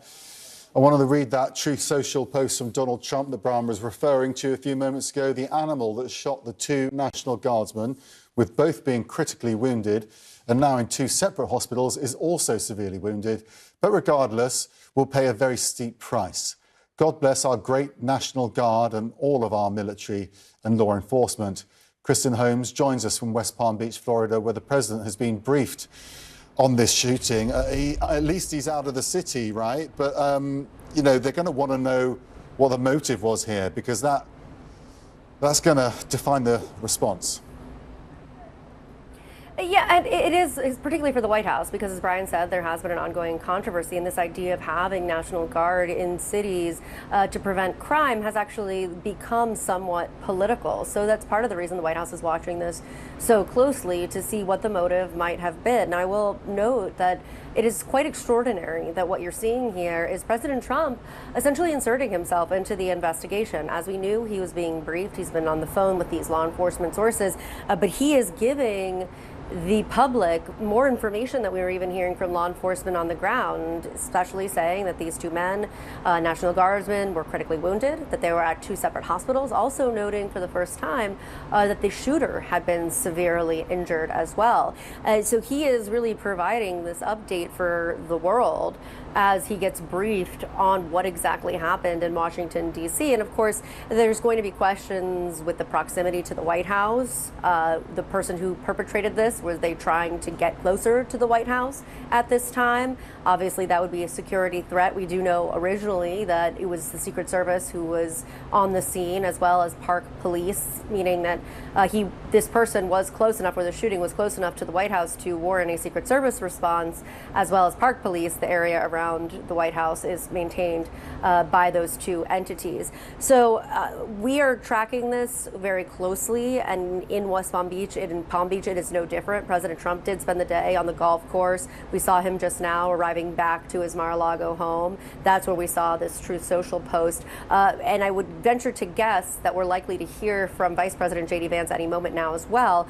He was already scheduled to give remarks. He is doing a Thanksgiving trip, meeting with troops in Kentucky, and he was going to take the stage. So we'll be listening closely for that to see if Vance makes comments on this, particularly given now that the president himself has weighed in. It seems more likely that Vance is going to weigh in as well. Yeah, as you say, the sensitivity here, National Guard speaks to so much of the politics right now. I mean, we were speaking to someone earlier suggesting that this could have been an arrest that went wrong, but it's less likely to involve the National Guard, isn't it? Even though they've been trained in some law enforcement, that would more likely involve a police officer, for example. So lots of people are speculating about, you know, why the National Guard were involved and whether they might have been targeted. So this is what we need to be really careful about, right, until we get the information. Yeah, and look, we don't know. Even just letting you know from talking to sources all over Washington, I'm talking about White House, law enforcement, various law enforcement agencies, both local and federal, this is still very rapidly evolving. It was not made clear how many National Guardsmen were shot originally. I was talking to one law enforcement agent who was on the scene saying that they were still trying to sort out who had been shot, who was a National Guardsman, if the third person was a shooter that had been injured. And so there are still a lot of questions around this, even from the people that are on the ground, and that takes out the motive as well, which is a whole separate issue. So there's just the logistics around how this happened, why this happened, what exactly happened, and then going to the more why, what was the motive here, was this political? And that is also what the White House is tracking very closely to see. Again, as Brian said, you know, this has become kind of a flashpoint, not just here in Washington, well, there in Washington. I'm usually in Washington. I'm in Florida right now, but not just there in Washington, but around the country in these various cities where President Trump has deployed the National Guard. It has become an environment in which, sure, you do see people complimenting them, saying thank you for your service, but you also see people jeering at them and insulting them, saying they don't need to be there. And I can say that firsthand from seeing that in Washington, D.C. And a reminder that these men and women who serve in Washington, D.C., who were brought here as part of this crime crackdown, it's not as though, you know, they're just randomly doing this out of the goodness of their own heart. They're members of the National Guard, and the way that works is like any military structure, they follow orders. They were ordered to go to Washington, D.C., and they have been there for several months as part of a crime crackdown. So this idea of it being political, really in the larger scheme of things, seems wild. Because again, these are part of the military. They were ordered to do this, and now they're doing it. But so much of what we've seen in the United States in the last couple of years has been politicized, as is the National Guard has somehow become more of a political symbol than a military one. And so again, a lot of questions, as you noted. Were they targets? Was this some kind of incident that went wrong? How did this unfold? And was there a political aspect of this? Was there a presidential White House aspect of this? All of that we still don't know, as these details are trickling in very slowly. But I can tell you this, every federal agency is all over this. Every local agency is all over this. They want to get to the bottom of this, and there is going to be an enormous amount of pressure from President Trump and the White House to get answers on this. Kristen, thank you so much for that. Back with you when you get some more. And to speak what she was saying there, even Reagan Airport had to cancel all incoming flights briefly to allow air ambulances to move in and out, and that was in relation to this operation. So the scale of the response here has been enormous, which does suggest a level of investigation. He says these brave West Virginians lost their lives in service of their country. We're in ongoing contact with federal officials as the investigation continues, going on to say that the entire state grieves with their families, their loved ones, and the Guard community. We should note that the scene, according to officials, has been secured, and a suspect is also in custody, which, as of a few moments ago, President Trump confirmed was severely, critically wounded as a result of this shooting. We have our panel back with us, and I want to go to CNN Chief Law Enforcement Analyst John Miller to get your reaction, John, now that we've learned that these two guardsmen have passed away as a result of what happened today. A picture that is increasingly looking like something happened very suddenly, very quickly, and that it is beginning to appear, based on the facts that come together, there's a strong likelihood that these two National Guardsmen were the target, as opposed to they encountered something else going on the street and intervened. And I say that because I am told by sources that at least one of them suffered from a gunshot wound to the head, and that this may have been something where they were targeted by the shooter before anything else happened, and by surprise. The shooter, of course, also wounded. Now, the rules of engagement for National Guardsmen in the street can vary from place to place about whether they are carrying their long rifles or just sidearms, or whether they're loaded and ready to go, or whether the ammunition is carried separate. In the case of Washington, D.C., the rules of engagement have been, if you are part of President Trump's D.C. Safe, Beautiful Task Force, as he named it, then everybody, the agents from law enforcement agencies, but also the National Guard members, are deputized as special deputy U.S. Marshals, which allows them to be federal law enforcement agents while they're on duty and armed with loaded weapons. In this case, we believe that those two members were part of that task force and did have loaded weapons and were able to return fire, because we also know the suspect was seriously wounded and taken to a trauma center. So we're not completely in focus here, but the picture is emerging as one that looks like they may have been the only targets of this shooting. And to that point, John, at this point, we do not know of any other victims from this shooting. There are no other victims of this shooting at this point, as you mentioned, that picture becoming a little bit more clear. But obviously, the tragic update that we got in just the last few minutes is these two National Guardsmen that were shot have died after this shooting, as was put out by the governor of West Virginia, where these National Guardsmen had deployed from. While we've been speaking, the Vice President of the United States has been making comments about this, saying this just moments ago. Let's listen in. It is great to be here in beautiful Fort Campbell, Kentucky, and let me just say,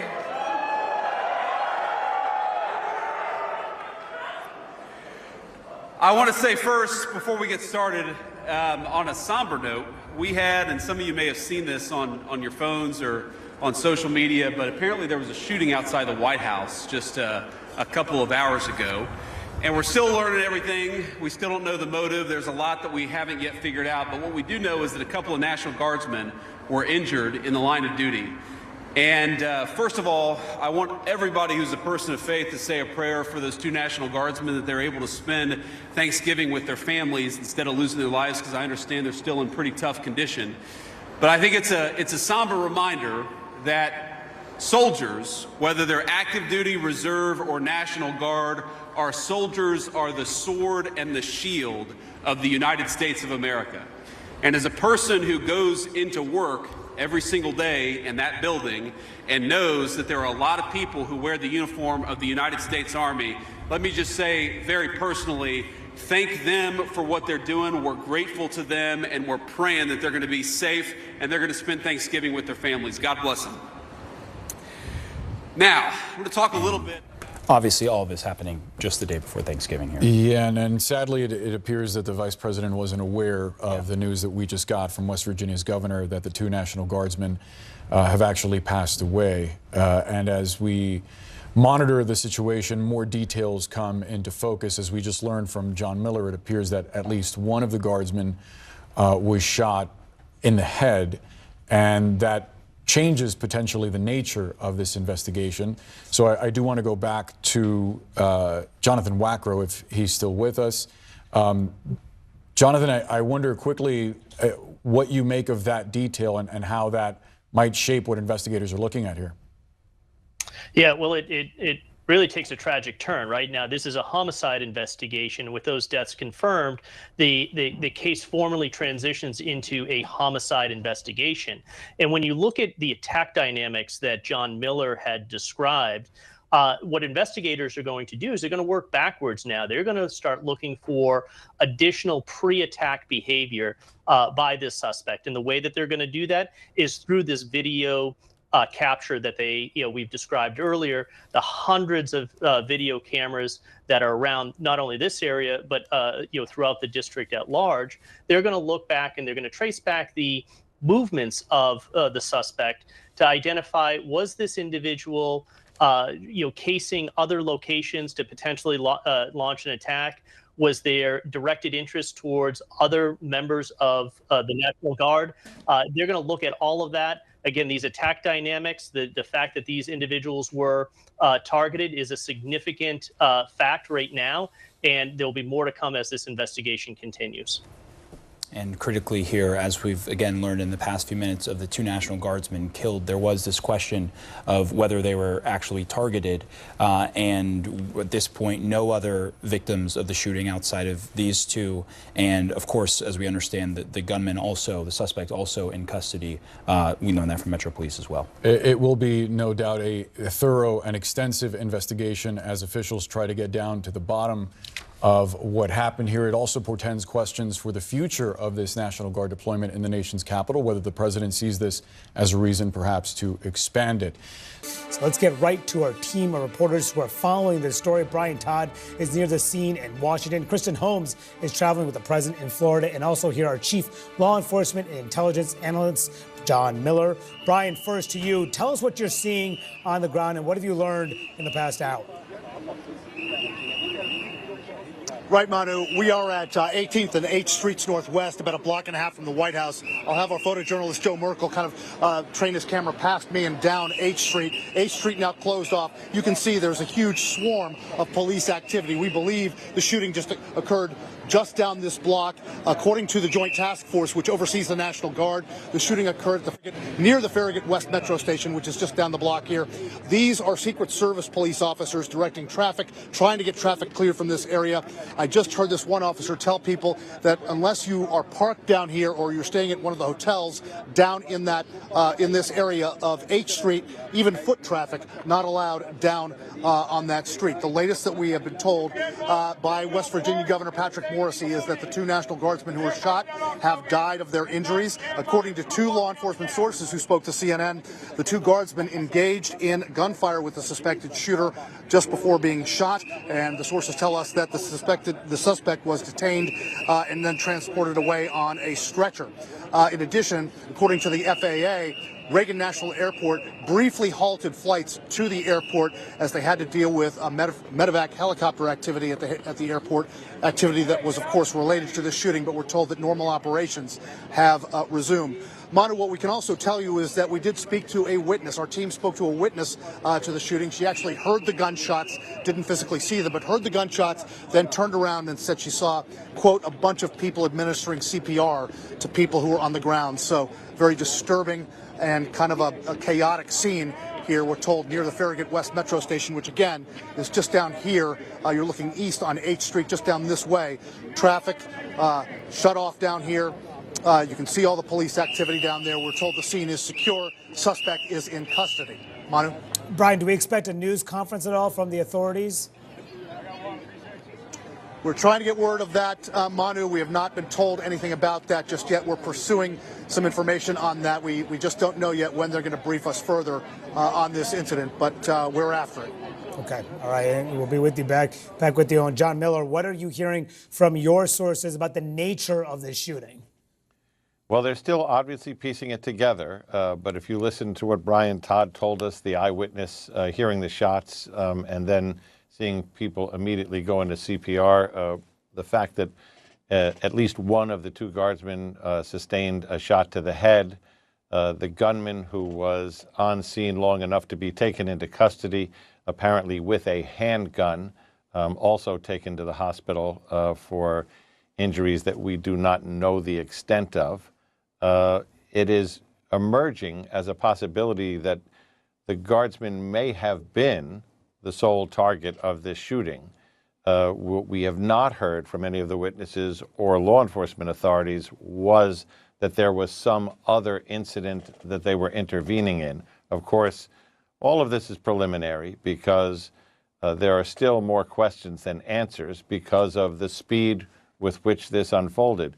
Very quickly, because they patrol that area as part of their normal perimeter duties from the White House, the U.S. Secret Service Uniform Division was on the scene. I've reviewed some of the photographs where you can see Secret Service Uniform Division officers actually working on one of the guardsmen who is down on the sidewalk at that point, trying to apply immediate medical aid as they wait for the ambulance to arrive. What we are also told is that this incident, a couple of blocks from the White House and within that patrol zone, so far, and again, we're early in the investigation, hasn't revealed that there's any White House interest involved in the shooting. Right now, it is beginning to appear that the National Guardsmen may have been the sole target of this shooting, but again, still a lot of investigative work to go. And John, Trump says the suspect is in custody and is severely wounded. Does that tell you that there was that he was shot, that he or she, we don't know who the suspect is yet, but do we think this person might have been shot in retaliation for shooting these guardsmen? So that is a possibility. I've seen also photographs of that suspect being put into the ambulance and the wound from the pictures isn't apparent as to what it is, but he was removed to the hospital from the scene, and we are aware of the president's statement of him being severely wounded. Now, those National Guardsmen, because, Mano, they are believed to be part of the D.C. Safe and Beautiful Task Force that was created on orders from the President of the United States, their rules of engagement are different from many of the National Guardsmen that have been deployed in other cities.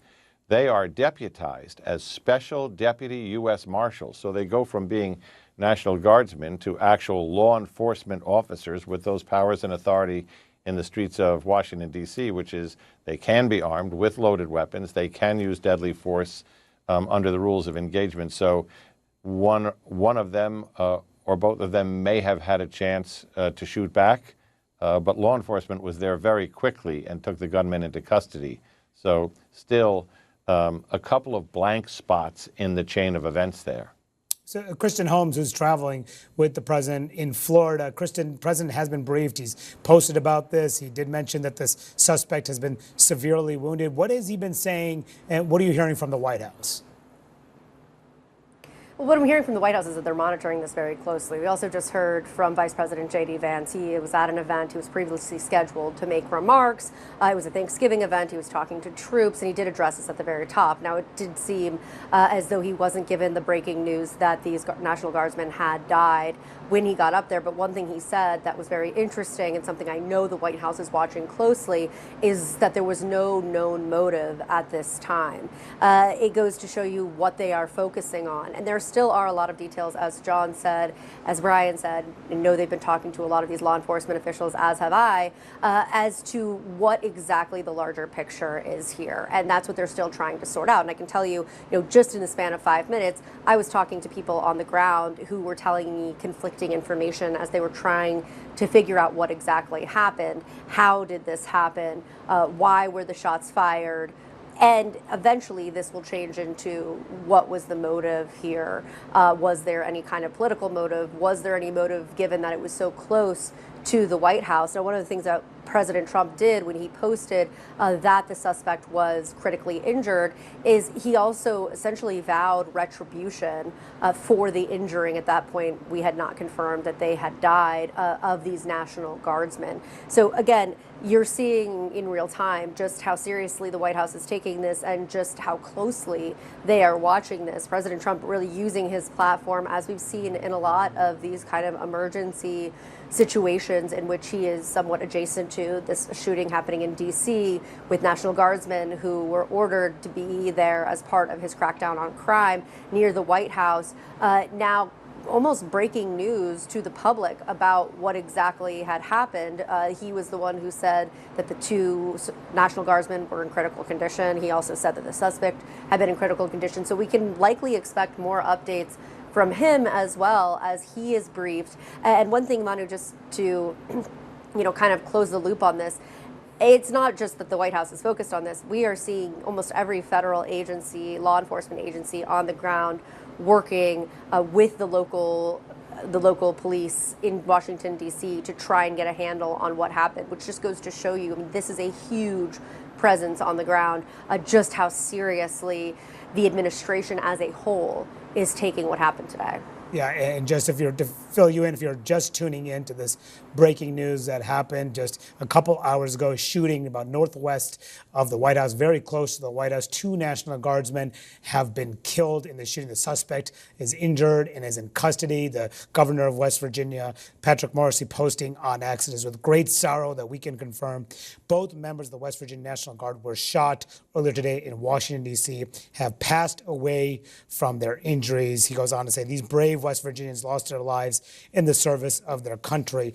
I want to bring back Brian Todd, who is on the ground just near the scene there. And Brian, there's been a lot of discussion about Trump's deployment of the National Guard. There are about 2,000 National Guards troops that are in D.C. right now. A federal judge a few days ago, last week, had struck down, said that it was actually not legal to send these National Guards into the streets of D.C., but had given some time for the administration to appeal that ruling. So that's why we're still seeing these guardsmen in D.C. What do you, as you go around D.C., as you cover what's happening in the streets of the district, how widespread are these troops deployed? Where do you see them deployed, and how active are they in engaging in crime in the streets in D.C.? Well, Manu, that's been a point of some controversy since the National Guardsmen were deployed here in August. They came from states like West Virginia. You heard the governor saying that the 2 members of the West Virginia National Guard were the 2 guardsmen who were killed today. They came from Mississippi. They came from Ohio, South Carolina, and other states as well. It has been controversial ever since they got here. Mostly they've been patrolling near the monuments. They've been patrolling near metro stations. As a matter of fact, the Joint Task Force said this shooting happened just outside the Farragut West Metro Station, which is just down this way. And during in my covering of the law enforcement surge in August and in September, my teams and I noticed that a lot of people would kind of crowd around the National Guardsmen. The vast majority of people were friendly.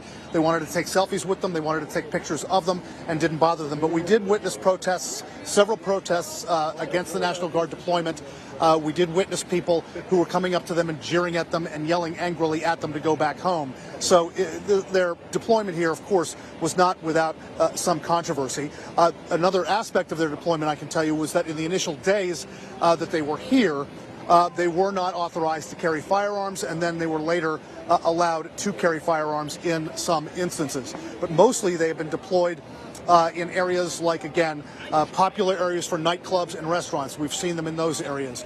We've seen them down near this area near the White House, of course, and this is where this shooting took place. We've seen them near the monuments and, again, near metro stations. And most of the National Guardsmen are very young people. They come from all sorts of places in rural areas of Louisiana, West Virginia, areas like that. We've talked to them on occasion. And, you just get a sense that they were here to do a job. They wanted to do that job and then go home as soon as possible. But, again, it's been pretty much controversial since the moment they set foot in the city. Brian, your team has been talking to people on the ground near the scene. What are you hearing from people as they're walking by, as they're reacting to this news, and from anyone who may have witnessed at least the response to this heinous act? Well, we did talk to one witness, a lady who said that she heard the gunshots and then turned around and saw several people. The quote was a whole bunch of people administering CPR to someone who was on the ground. That's one witness account that we got. Other people who've been walking around this area have actually been asking us questions about what happened. There's a lot of confusion, as there always is in situations like this. And again, I'll just kind of take you past me here. As you can see, the law enforcement presence, they are directing traffic. They just told people over here who are trying to go down H Street, east on H Street here, that unless you're parked down here or staying in a hotel down here, they were not not even allowing foot traffic down here. Now, they did just open this portion of 8th Street over here to my right, your left. You can see some buses and other vehicles going through. This was closed until a moment ago, and you see these are Secret Service police who are directing traffic. They're just trying to eliminate some of the snarl in this area that comes with so many streets being closed down. My team and I, again, had to park several blocks away and walk several blocks just to get to this location. A lot of streets in the downtown area in Washington, D.C. shut down as a result of this incident. They'll probably be shut down for hours to come. John Miller, talk to me about how the investigation is expected to play out here, particularly with so many law enforcement agencies involved in this. Well, you have the entire alphabet soup of the federal law enforcement community there because it's Washington, D.C., and this was an attack on 2 federal officers, not just members of the National Guard, but we believe that they would have been part of the deputized law enforcement group that's been deployed there, which means this is not just a D.C. homicide case, which of course is enormously important if 2 people are gunned down and killed, blocks from the White House and the nation's capital. But when those 2 people are there as government employees serving their country on their mission, and they are targeted apparently, and a law enforcement source has just confirmed to me that based on what they know so far, it appears the gunman walked up and targeted the 2 Guard members outside of any other incident going on. So it is starting to emerge a picture of what could be an ambush because they were there in their National Guard uniforms. That makes it an assault on federal officers. So you'll have the D.C. homicide case running in parallel with an FBI investigation led by the Joint Terrorism Task Force because of where we are and who was targeted. And both of those are going to merge together. And I just want to read a news statement we have gotten from the governor of West Virginia, Patrick Morrisey, who is saying this now. He said, "We are now receiving conflicting reports about the condition of our 2 Guard members and will provide additional updates once we receive more complete information.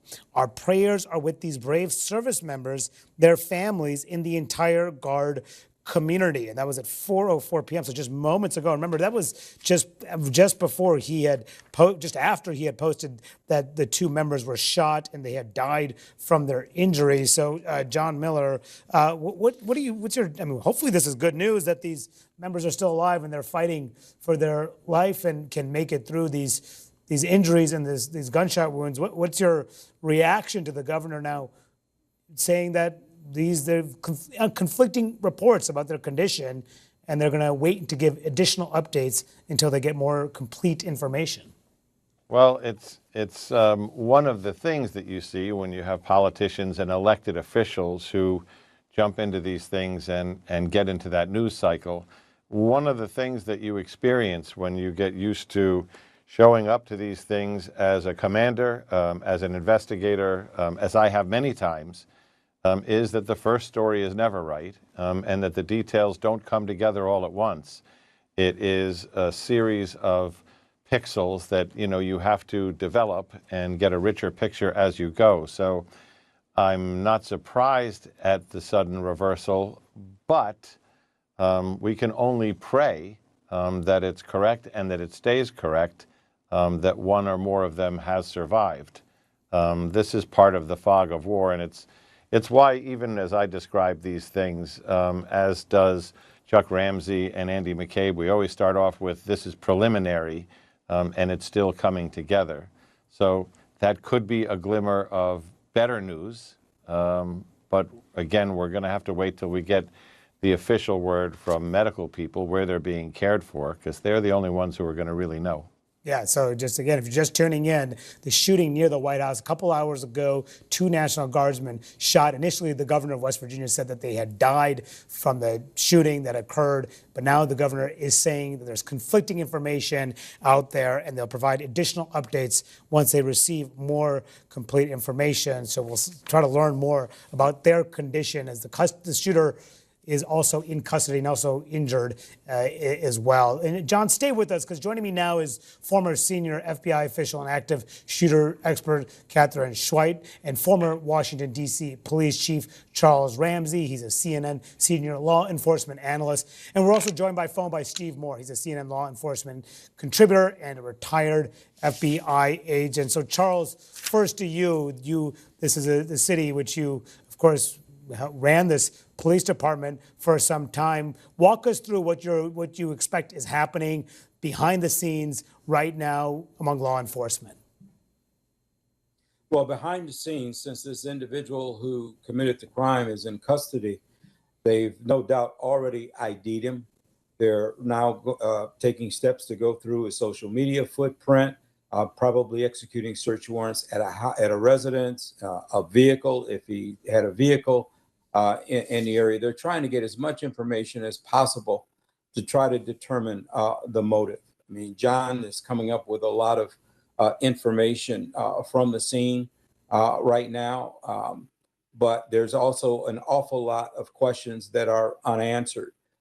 He's absolutely right. There'd be a parallel investigation going on with DC homicide as well as the JTTF, because these people were, these individuals were guardsmen. Hopefully the second post that we got from the governor is good news, but it also points out a problem with social media and people wanting to be the first to get information out, and information that is not always accurate. And, you know, these people have families and they watch television, and to think that your loved one has been murdered, and if it turns out not to be true, think about the trauma that causes. So you need to have facts. And John was also right when he said the first story is usually not right. The late John Timoney said that all the time, and he was absolutely right. Until you have some real investigation taking place and you start to find out the facts that, as you know them to be, based on, you know, some evidence or statements or whatever, that information will be made public at some point in time. But you always have people that want to jump the gun and want to put too much information out there, not really having access to all the information. I hope these individuals are still alive, fighting for their lives. I truly do hope that's the case. But right now, police are focused on the investigation and trying to get to the bottom of the why this took place. Yeah, and Catherine, this is one of your areas of expertise. So tell us what investigators are doing now with the suspect who is in custody. You know, I think the idea behind, well, this guy's in custody right now is all what the chief just mentioned, the idea that despite the frustration and the anger that the whole rest of the team has in DC police and the rest of the National Guard, all the law enforcement, they have to do their jobs. So they have to dig in and collect the evidence they can and try to find out what do they know about this suspect and try to be able to answer the questions that really the public wants answered more than anything else. The people who are the family members and the friends of the guardsmen. And it's kind of reminiscent of, you know, we just passed the 21st anniversary of the loss of Martha Dixon Martinez, Michael Miller, as the chief knows, Hank Daly from MPD, as killed right in their office right here in downtown the November 22nd, 21 years ago. And we just passed that anniversary and saw how it traumatized the city and law enforcement then, and they're going through that kind of trauma again, but they still have to do their jobs. And we continue to follow the breaking news out of Washington, D.C. Law enforcement sources say 2 National Guardsmen who were shot near the White House were targeted. D.C. police say the suspect is now in custody. One source says the individual is not cooperating and did not have any identification on him. Kristen Holmes is in West Palm Beach, but we begin with John Miller, who is in Washington, D.C. I mean, John, what are your sources telling you? What we just learned there is incredibly tragic, because from what we understand of the events, these National Guardsmen were targeted. And that is what it appears, based on law enforcement's earliest reviews of the video from security cameras. It appears that the suspect walks up to the guardsmen, who are in uniform, fairly quickly, pulls out a handgun and opens fire. And then in the next chaotic seconds, another guardsman appears on the video to take cover and possibly return fire. You see the glass of a bus shelter shatter. One of the guardsmen goes down on the ground.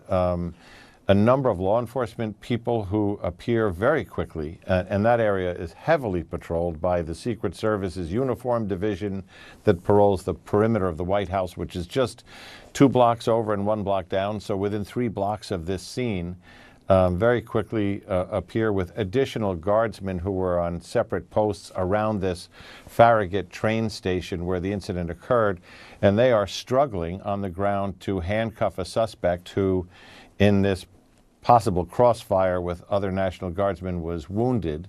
And in the moments of chaos, you can see that this occurred very suddenly. So it is not an incident where something else was going on and the National Guard soldiers intervened in some other street crime in progress. It appears at this point that they were targeted deliberately by this individual who, at this time, is still unidentified. And John, forgive me, you are clearly in New York and not in Washington, and I do want to lean into your deep experience in this city as being with the NYPD and really leading the terrorism outfit here. I mean, what are your impressions at this point, given the fact that these were National Guard that were supposed to be deployed to make the city safer, and now they themselves, it appears, have been targeted? Well, the National Guard has become of late a little bit of a lightning rod because of how this administration has deployed them and what controversies they have found themselves in the middle of, whether it is the role that they have played in multiple cities in assisting groups like ICE, Immigration and Customs Enforcement and Border Patrol. They have become a bit of a lightning rod in the roundup and deportation efforts that are going on for people who are here illegally. But at the same time, just their presence in Washington makes them a potential target because there they are in uniform. And I think it was on November 7th, we saw another call from ISIS, which is reemerging through its propaganda arms, to call on lone wolf attacks in both the United States and Europe, and to attack symbols of the government and law enforcement. So right now, we don't know what the motive was, and we probably won't know what the motive was or is in this case until they get that gunman identified and figure out what has he been doing, who has he been communicating with, did he leave a message behind or forward about the motive for this. Right now, that's a blank spot. They're going through the possibilities, but he, when he's identified, is going to be the key to those answers.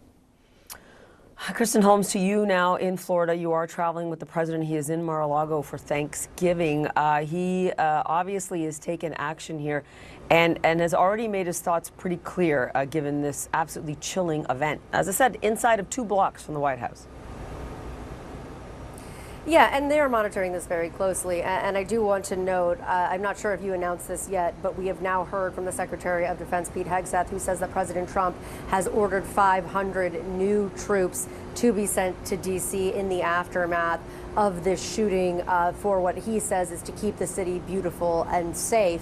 I had actually spoken to a number of members of the D.C. government and D.C. responders who believe that this was likely to be where this story went, that President Trump was going to ramp up the presence in Washington, D.C. Now, we won't see President Trump again today. They call what they call a lid, which means the president won't be seen in public. He's not going to be making any remarks, but that doesn't mean that he's not going to be posting on Truth Social. And as we've already seen, he has been kind of breaking some of the news of what he is hearing to the public. In his Truth Social post, he was the one who noted for the first time that there were 2 guardsmen down who had been critically injured. That critically injured part was not something we had heard before. Obviously, as we've been reporting, there's some confusion as to what exactly happened with those 2 guardsmen. The West Virginia governor first saying that they had both died, then coming back and saying that he was getting conflicting reports. So we're still waiting on that part of this. Then President Trump essentially vowing retribution against the suspect, saying that he was severely injured. That's how the public learned about the suspect's well-being. And then noting that he was going to essentially, quote unquote, pay the price for what happened on the streets of D.C. earlier today. One of the things I am told the White House is watching incredibly closely is the motive, the why for all of this. And right now, they still seem to have no answers. Out of Washington, D.C., 2 National Guardsmen were shot a short time ago near the White House. Law enforcement sources say the Guardsmen engaged in gunfire with a suspect before being shot. Police say the scene is now secure and a suspect is in custody. National Guard troops from multiple states have been in the U.S. Capitol as part of the president's crackdown on crime in that city. Daniel Brunner is a retired FBI special agent, and he joins us now. And I kind of want to get your opinion on this as we hear from the president that he's deploying 500 more troops to the city.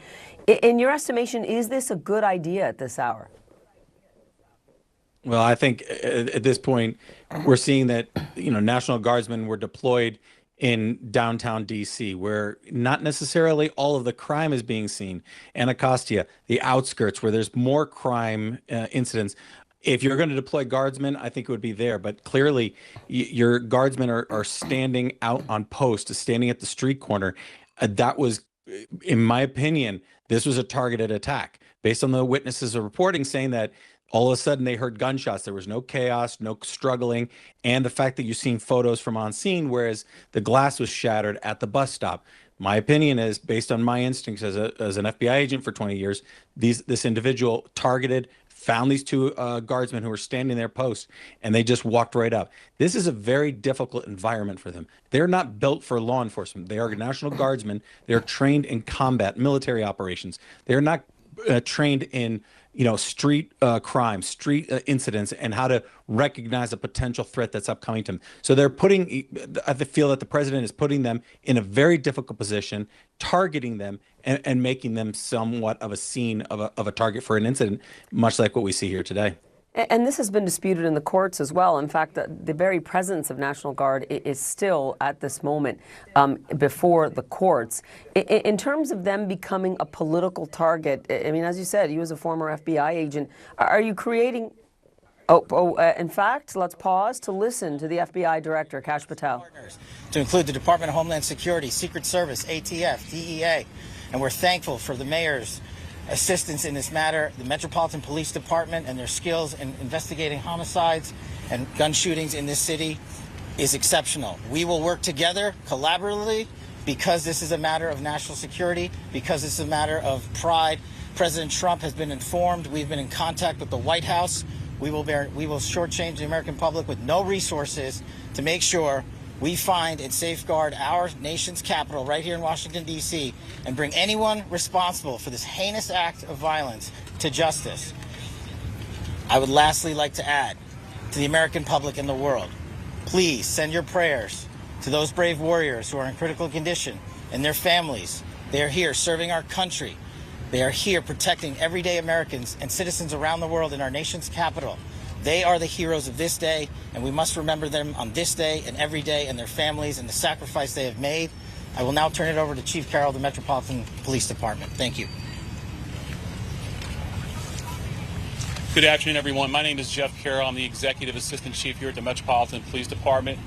At approximately 2:15 this afternoon, members of the D.C. National Guard were on high visibility patrols in the area of 17th and I Street Northwest, when a suspect came around the corner, raised his arm with a firearm, and discharged it at the National Guard members. The National Guard members, there were other members that were in the area. They were able to, after some back and forth, able to subdue the individual and bring him into custody. Within moments, members of law enforcement in the area were also able to assist and bring that individual into custody. At this time, as the director mentioned, the National Guard members are being treated at a local hospital. DC Fire and EMS responded to the scene to provide first aid for those individuals and transport them to a local hospital. The suspect in this case was also transported for treatment at a local hospital. Madam Mayor. I'm Muriel Bowser. I'm the mayor of Washington, D.C., and I, too, want to send my thoughts and prayers to the families of the guardsmen and to the guardsmen who are in critical condition in a local hospital. I am joined by members and leadership from the D.C. National Guard, from the West Virginia National Guard, United States Secret Service, Deputy Mayor Pia, Fire Chief Donnelly, and Metro's General Manager Randy Clark, and we join with the FBI Director in ensuring that MPD investigates, the U.S. Attorney prosecutes this case to the fullest extent of the law. I've had the opportunity to brief U.S. Attorney General Pam Bondi, who was speaking to the president when I called, as well as the United States Attorney Pirro, who assured me that this case will have her office's complete attention. Mayor, was there any other suspect? Chief. Sure. So no, at this time, there's no indication that there was any other suspect. The one suspect that was involved in this incident, they were shot during the interaction, and they were transported to the hospital for treatment. Mayor, does this validate the need for the National Guard here in D.C.? What we know, Andrea, is that this is a targeted shooting. One individual who appeared to target these guardsmen, that individual has been taken into custody. Mayor, can you tell us about any more details on the condition of the two National Guardsmen and whether or not anyone else was injured? And a quick question to follow up for the FBI Director. You said that we'll make sure we find the perpetrators for this act. So just to clarify, the person believed to be responsible is in custody and there are no other suspects? Sure, so I can start out. Again, Chief Carroll from MPD. So both of the individuals, the guard members, they are in critical condition in a local hospital at this time being treated. At this point, we have no other suspects. We have reviewed video from the area. It appears, like I said, to be a lone gunman that raised a firearm and ambushed these members of the National Guard, and he was quickly taken into custody by other National Guard members and law enforcement members. Have you got any sense of motive? No, at this time, obviously, we're very in the preliminary stages of investigation. There's a lot of things, a lot of agents that are here from various federal agencies, law enforcement agencies. We have the full power of the FBI and our federal partners here in the task force. So we're looking at all those different aspects, but we don't have any motive. Guardsmen armed, sir? The National Guardsmen that were shot, I'm told they were armed. Did they get off shots? At this time, that's part of the preliminary investigation. Can you explain how the suspect was apprehended? Sure. So how the suspect was apprehended, as I said, the individual, the suspect came around the corner. He immediately started firing a firearm at the two National Guard members. So at that time, there were other National Guard members that were in the area. They heard the gunfire. They actually were able to intervene and to kind of hold down the suspect after he had been shot on the ground until law enforcement got there within moments. And he was shot by a National Guardsman? At this point, we're still investigating exactly who shot the individual. It's not clear at this time. Chief, do we know what kind of weapon was used? We don't know what kind of weapon. There was D.C. police. It happened right in front of the Metro, although there is no indication that the perpetrator was on the Metro. So there's Metro Transit Police in the area, and obviously being on 17th Street by the White House, Uniform Division Secret Service are in the immediate area as well. What kind of weapon the alleged perpetrator used? We do not know at this time. It's still in investigation. We're going to be able to take a couple more. Has been able to question the suspect, or is his condition so severe that you haven't been able to have a conversation? Sure. And so as I said, we're very preliminary in the investigation, so we're looking to all aspects of who the individual is, his connections. At this time, he's still in the hospital receiving treatment. And I would just like, hang on, I would just like to add, the reason that this suspect is in custody is because of the bravery of the men and women of the National Guard who responded due to their extensive training to secure American lives today. There was not any further injury and any further shootings. We should highlight the fact that the men and women of law enforcement, the interagency, the Department of War, and the National Guard executed their training with great precision today and prevented an even greater tragedy from befalling us. These National Guardsmen are heroes, and we must pray for their safety and their speedy recovery. And as the chief said, we are in the preliminary stages of this investigation. We will run down every single lead, every piece of evidence. This is the power of the U.S. government at its best at the state, local, and federal level. That is why this interagency group is standing behind us to assure America and the world that we will continue to keep D.C. safe. And thankfully, we have Metropolitan Police Department, the National Guardsmen, and federal agents, and the Department of Justice and the Attorney General willing to prosecute the mission to keep Americans safe. And President Trump has rightly stated that this heinous act will be investigated, and he has thanked the National Guardsmen and women and the men and women of law enforcement. Thank you. Families have notified Did the suspect say anything at the time? Why did the West Virginia governor say that they Chief, was anyone else shot? All right, that was FBI Director Kash Patel, Washington, D.C. Mayor Muriel Bowser, and other officials giving an update on the shooting that occurred today near the White House. Kash Patel and the mayor saying the 2 National Guardsmen that were shot are in critical condition and in the hospital. Police confirming a single suspect is in custody and also in the hospital. And at this time, there is no indication that any other suspect was involved in this shooting. I want to bring back our Chief Law Enforcement and Intelligence Analyst, John Miller. So, John, you were listening to that press conference. What stood out to you? Well, some of the gaps that we've been talking about have been filled, which is this did not stem from some other crime or incident unfolding on the street. From Kash Patel, the FBI director, we got a description of the gunman walking around the corner, walking straight in the direction of the 2 National Guardsmen, raising his arm with a handgun and opening fire in what was a deliberate attack, targeted attack against these National Guard officers. Executive Assistant Police Chief of Washington, D.C. Metro Police, Jeff Caro, told us that he raised his arm with a handgun, opened fire. One of those guardsmen was shot in the head, at least. There was what Caro described as some back and forth. Presumably, that may be an exchange of gunfire, but that the suspect was wounded by a gunshot and was taken to the hospital. He's still unidentified. We learned that there is no other suspect being sought, and we also know that they still have not identified him, which is going to be really the first step on getting towards motive. Why would the National Guard be the target of a lone gunman in an unprovoked attack in the streets of Washington, D.C.? You know, as Kristen talked about a little while ago, the National Guard has become a lightning rod across the country because of the engagements that they have been put into by this administration, which are fairly unusual for the National Guard's mission, law enforcement missions in the streets of cities, helping ICE with migrant raids and to chase people who are here illegally and bring them into custody. The Washington, D.C. presence as a crime-fighting entity.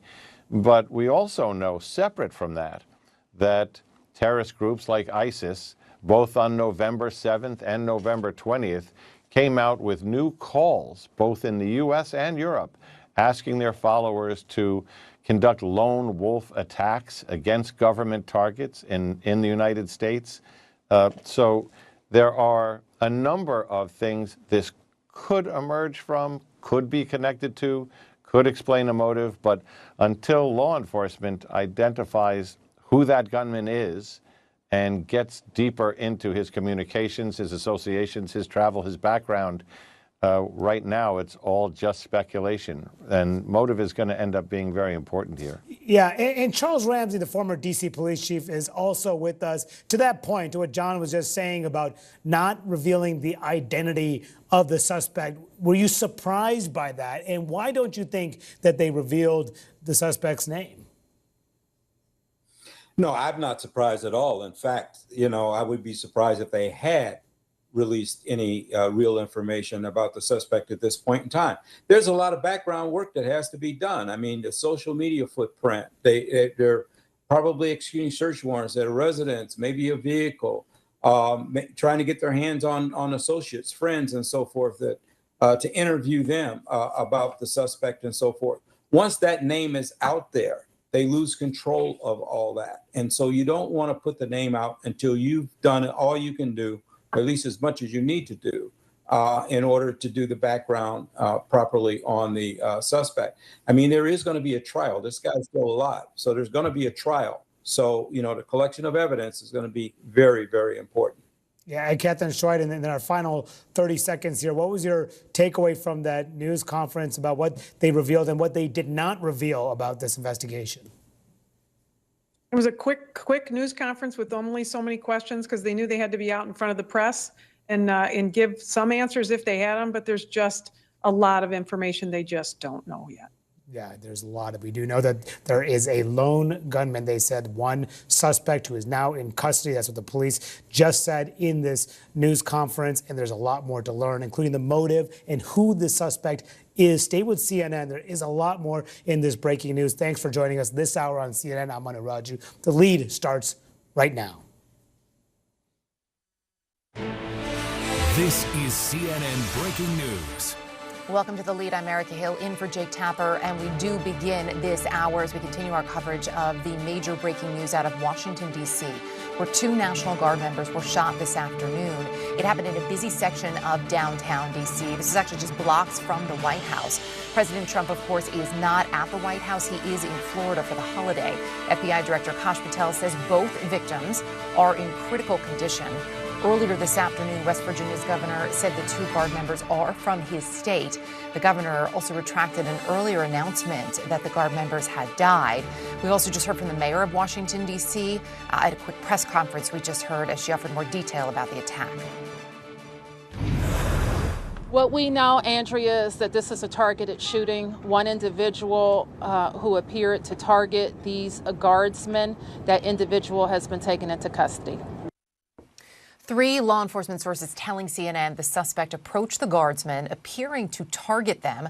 One source says the suspect is not cooperating with investigators at this moment, and also the suspect did not have any identification on him at the time of his arrest. CNN's Brian Todd is near the scene. So, Brian, what more do we know about this shooting?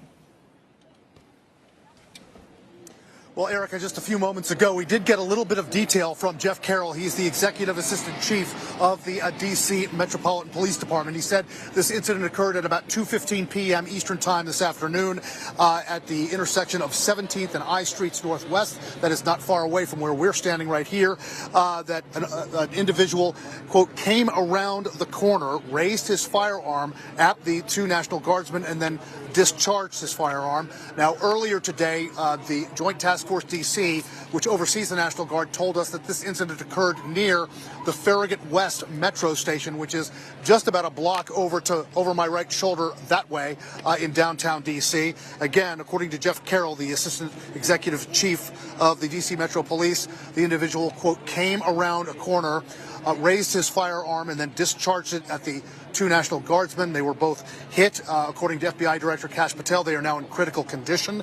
You mentioned earlier that the governor of West Virginia had said earlier that the 2 had died as a result of the shooting. He later had to go back on that statement. So right now, we're told they're in critical condition. After the shooting, just in the moments after the shooting, according to Jeff Carroll, the 2 other members of the National Guard subdued the suspect. We were told by law enforcement sources that he was carried away on a stretcher from the scene. His condition is not known. I yelled a question at the chief and at Kash Patel as they left, saying, is there anything you can tell us about a possible motive for this shooting? They did not answer that question as they walked away. So we'll be digging on that, of course, in the hours ahead. Erica? Yeah, absolutely. A lot of questions about that. Brian, appreciate the reporting. Thank you. We'll continue to check in with you, of course, as you learn more. Also with us is West Virginia's Attorney General, J.B. McCuskey. Mr. Attorney General, we appreciate you taking the time this afternoon. First of all, the fact that this is being called a targeted shooting, and we know there are, I believe, about 160 members of the West Virginia National Guard still in Washington, D.C. How are you sitting with that information in this moment? I am enraged, if I'm being completely honest. And I think one of the things that should be noted here is that all 160 of those Guards members who were in D.C. today had volunteered their time over the Thanksgiving holiday to help complete this mission. And something about West Virginia that most people don't know is that we have the highest per capita military involvement of any state in the country. And we have a long history of men and women willing to stand up for our country and serve our country. And so what this perpetrator needs to understand is that he has attacked 2 of the bravest people in this country that come from the bravest state in this country. And I can assure you that the governor and I will leave no stone unturned to ensure that justice is served swiftly to the person who perpetrated this attack. Do you have any sense of where these guardsmen may be from? I don't have a sense of where these guardsmen are from, but we do know that, the West Virginia border is right there next to D.C. And so there would be a fairly significant likelihood that these guardsmen would have been deployed from the Eastern Panhandle and potentially not very far from their home.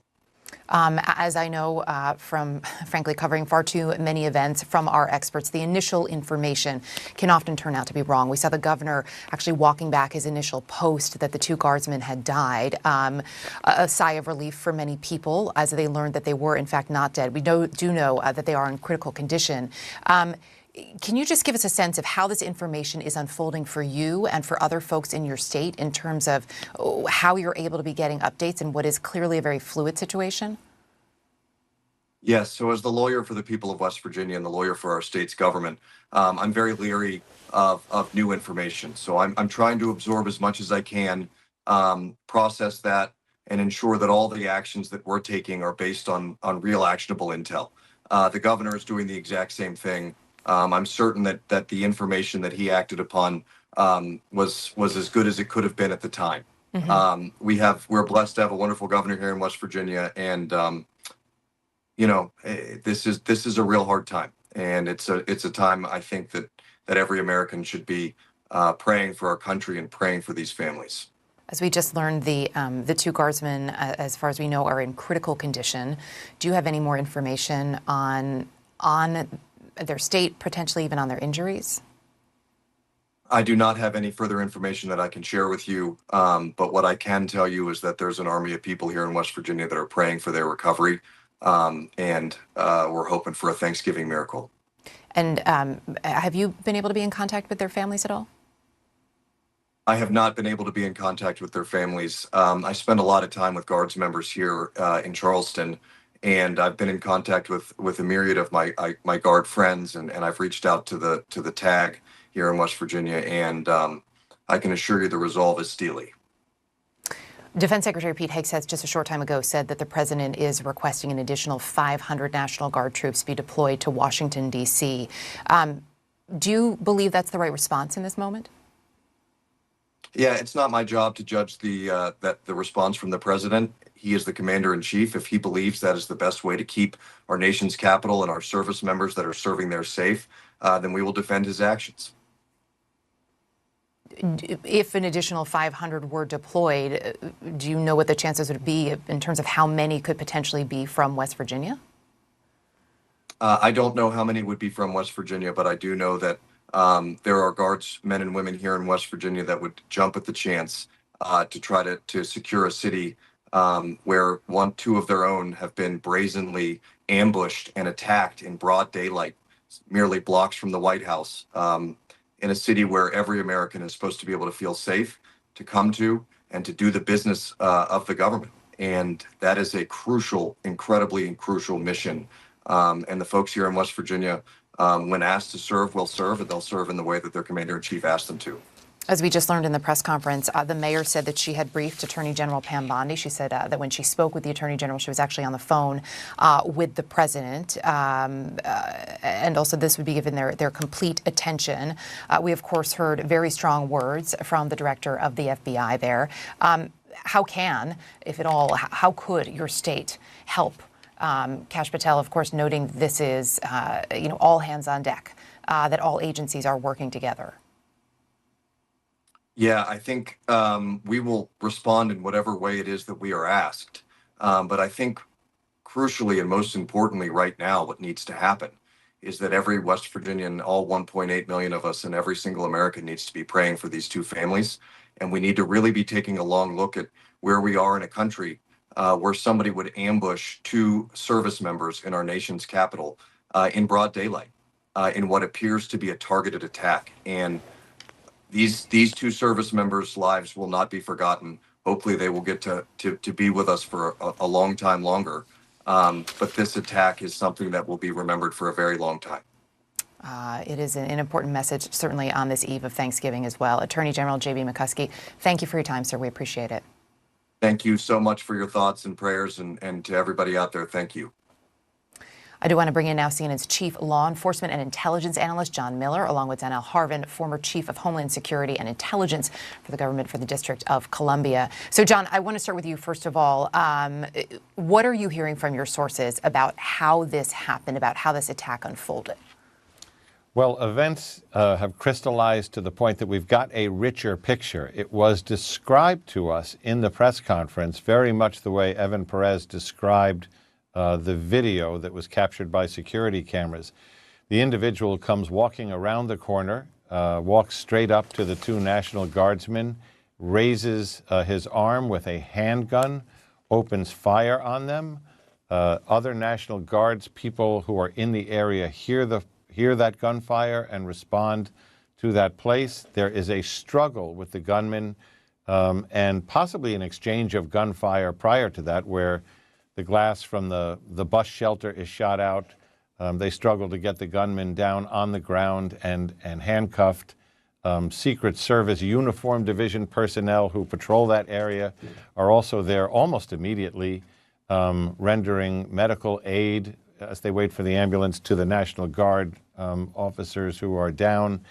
And what we now know is that this was a targeted shooting, as Kash Patel called it, an ambush, as the Executive Assistant Police Chief Jeff Carroll described it, a deliberate attack on uniformed members of the federal government who, although they are from the National Guard, were assigned to a law enforcement mission as part of the D.C. Safe Task Force. So now, what was the motive behind that? That hinges on what's the identity of the gunman, which I am told authorities were still trying to determine for certain.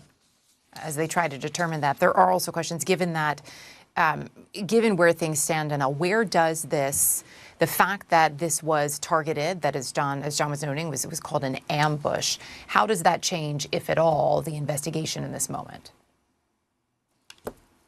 Well, the reason why they call it an ambush. Danelle, go ahead. The reason why they call it an ambush is because it's pretty clear that there was no dispute beforehand. There were no words exchanged. This individual walked up, brandished a firearm, and used that firearm, and essentially, shot these individuals that were patrolling our nation's capital. That helps in terms of understanding and being able to directly kind of link the motives of the individual to their actions. So what law enforcement is going to be doing right now is, there's two different ways this can go. One, these individuals, these National Guardsmen, were targets of opportunity, which means that this individual just kind of walked up and found the first targets that he saw that were wearing a uniform. The other option or possibility is that this individual had this location kind of staked out, what we call pre-operational surveillance, and was looking over the course of a day or multiple days for a target. In either case, they'll be able to track this individual's movement. If he was on foot, there's no place you can go in DC without being caught on CCTV. And so they'll track back the direction he was going. If he was on the train, on the metro, they can track back through the cameras. And if he was driving, we have license plate readers. So they'll be able to kind of get an idea of where he was coming. They're doing that right now. And then the motive, obviously, everyone wants to know about, and they'll probably come sooner than later. We are back now with the coverage of the breaking news out of Washington, D.C. We want to show you this new video just coming into us here. So what you're looking at was captured moments after two National Guardsmen were shot in what is being called a targeted attack. So you see in this video here, you could see at the very beginning, you can just make out above what is being blurred the movement of an officer appearing to render aid to someone there. There are Guard members on the ground. That is a shattered bus stop that you see other officers standing around right there. Authorities say the two National Guard members who were shot are in critical condition. Again, this shooting just happening blocks from the White House this afternoon. I want to bring in CNN's senior White House correspondent, Kristen Holmes, who is monitoring these developments. She's traveling with the president, joining us from West Palm Beach, Florida. The president obviously following this very closely. What more are we hearing from the administration, Kristen? Yeah, and there was actually a moment that we thought President Trump might speak to reporters. He had been at his golf club most of the day. We saw that he had posted this Truth Social, and in true Trump fashion, actually informed the public and the reporters covering this of some of the critical information that we didn't yet know, noting that, again, it was two National Guardsmen who had been critically injured, and also saying that the suspect had been critically injured as well, and promising retribution against the suspect. One of the things we are now hearing from the administration is this is a full administration response. You heard Kash Patel there, the director of the FBI. there are multiple federal agencies working on this, all of them invested in this, and they are watching closely to see what happens. There are still a lot of unanswered questions, and one of those questions that the White House has really been focusing and trying to get to the bottom of is what was the motive here. Now, in terms of President Trump's next steps, we've now heard from the Secretary of Defense, Pete Hegseth, who says that President Trump has ordered 500 more troops to come to the ground in Washington, D.C., saying that this will ensure that they keep the city beautiful and safe. And I had spoken to a number of sources that work for D.C. government, who work for D.C. law enforcement, who noted that they thought this could be the next step here, that President Trump would ramp up the presence of the National Guard in Washington, D.C. And of course, I heard you speaking with John Miller earlier. I know this is something that we've been following carefully, and Brian Todd has talked to a number of these National Guardsmen. He's observed that these deployment of National Guard in Washington, D.C. has become in some ways a political flashpoint. So right now, there are a lot of eyes on the situation, and particularly in the White House, they are talking about what the motive was and thinking about the location here. This happened in Washington, D.C., but just steps away from the White House. Was that part of this plan? Did that play into the motive? Was there a presidential component of any of this? And right now, all officials are telling us that the motive is still unclear. Obviously, we've heard from sources that say that this looks as though these two National Guardsmen were targeted, but anything beyond that, they are still trying to get answers on when it comes to this horrific tragedy. So beyond the ordering of 500 more troops into Washington, D.C., there hasn't been an action taken by the White House. And we know we're not going to see President Trump again tonight. They called what they call a travel photo lid, which means the president's not going to be making any more public appearances. But of course, that doesn't mean he's not going to be posting on Truth Social. So we're keeping an eye on that, as he has in many of these tragic situations become almost one of the informers, passing on information as he gets it from these various briefings. And he's getting a lot of them right now. Yeah, absolutely. All right, Kristen, appreciate it. We'll continue to check in with you, of course. Also with us, CNN senior law enforcement analyst Andrew McCabe.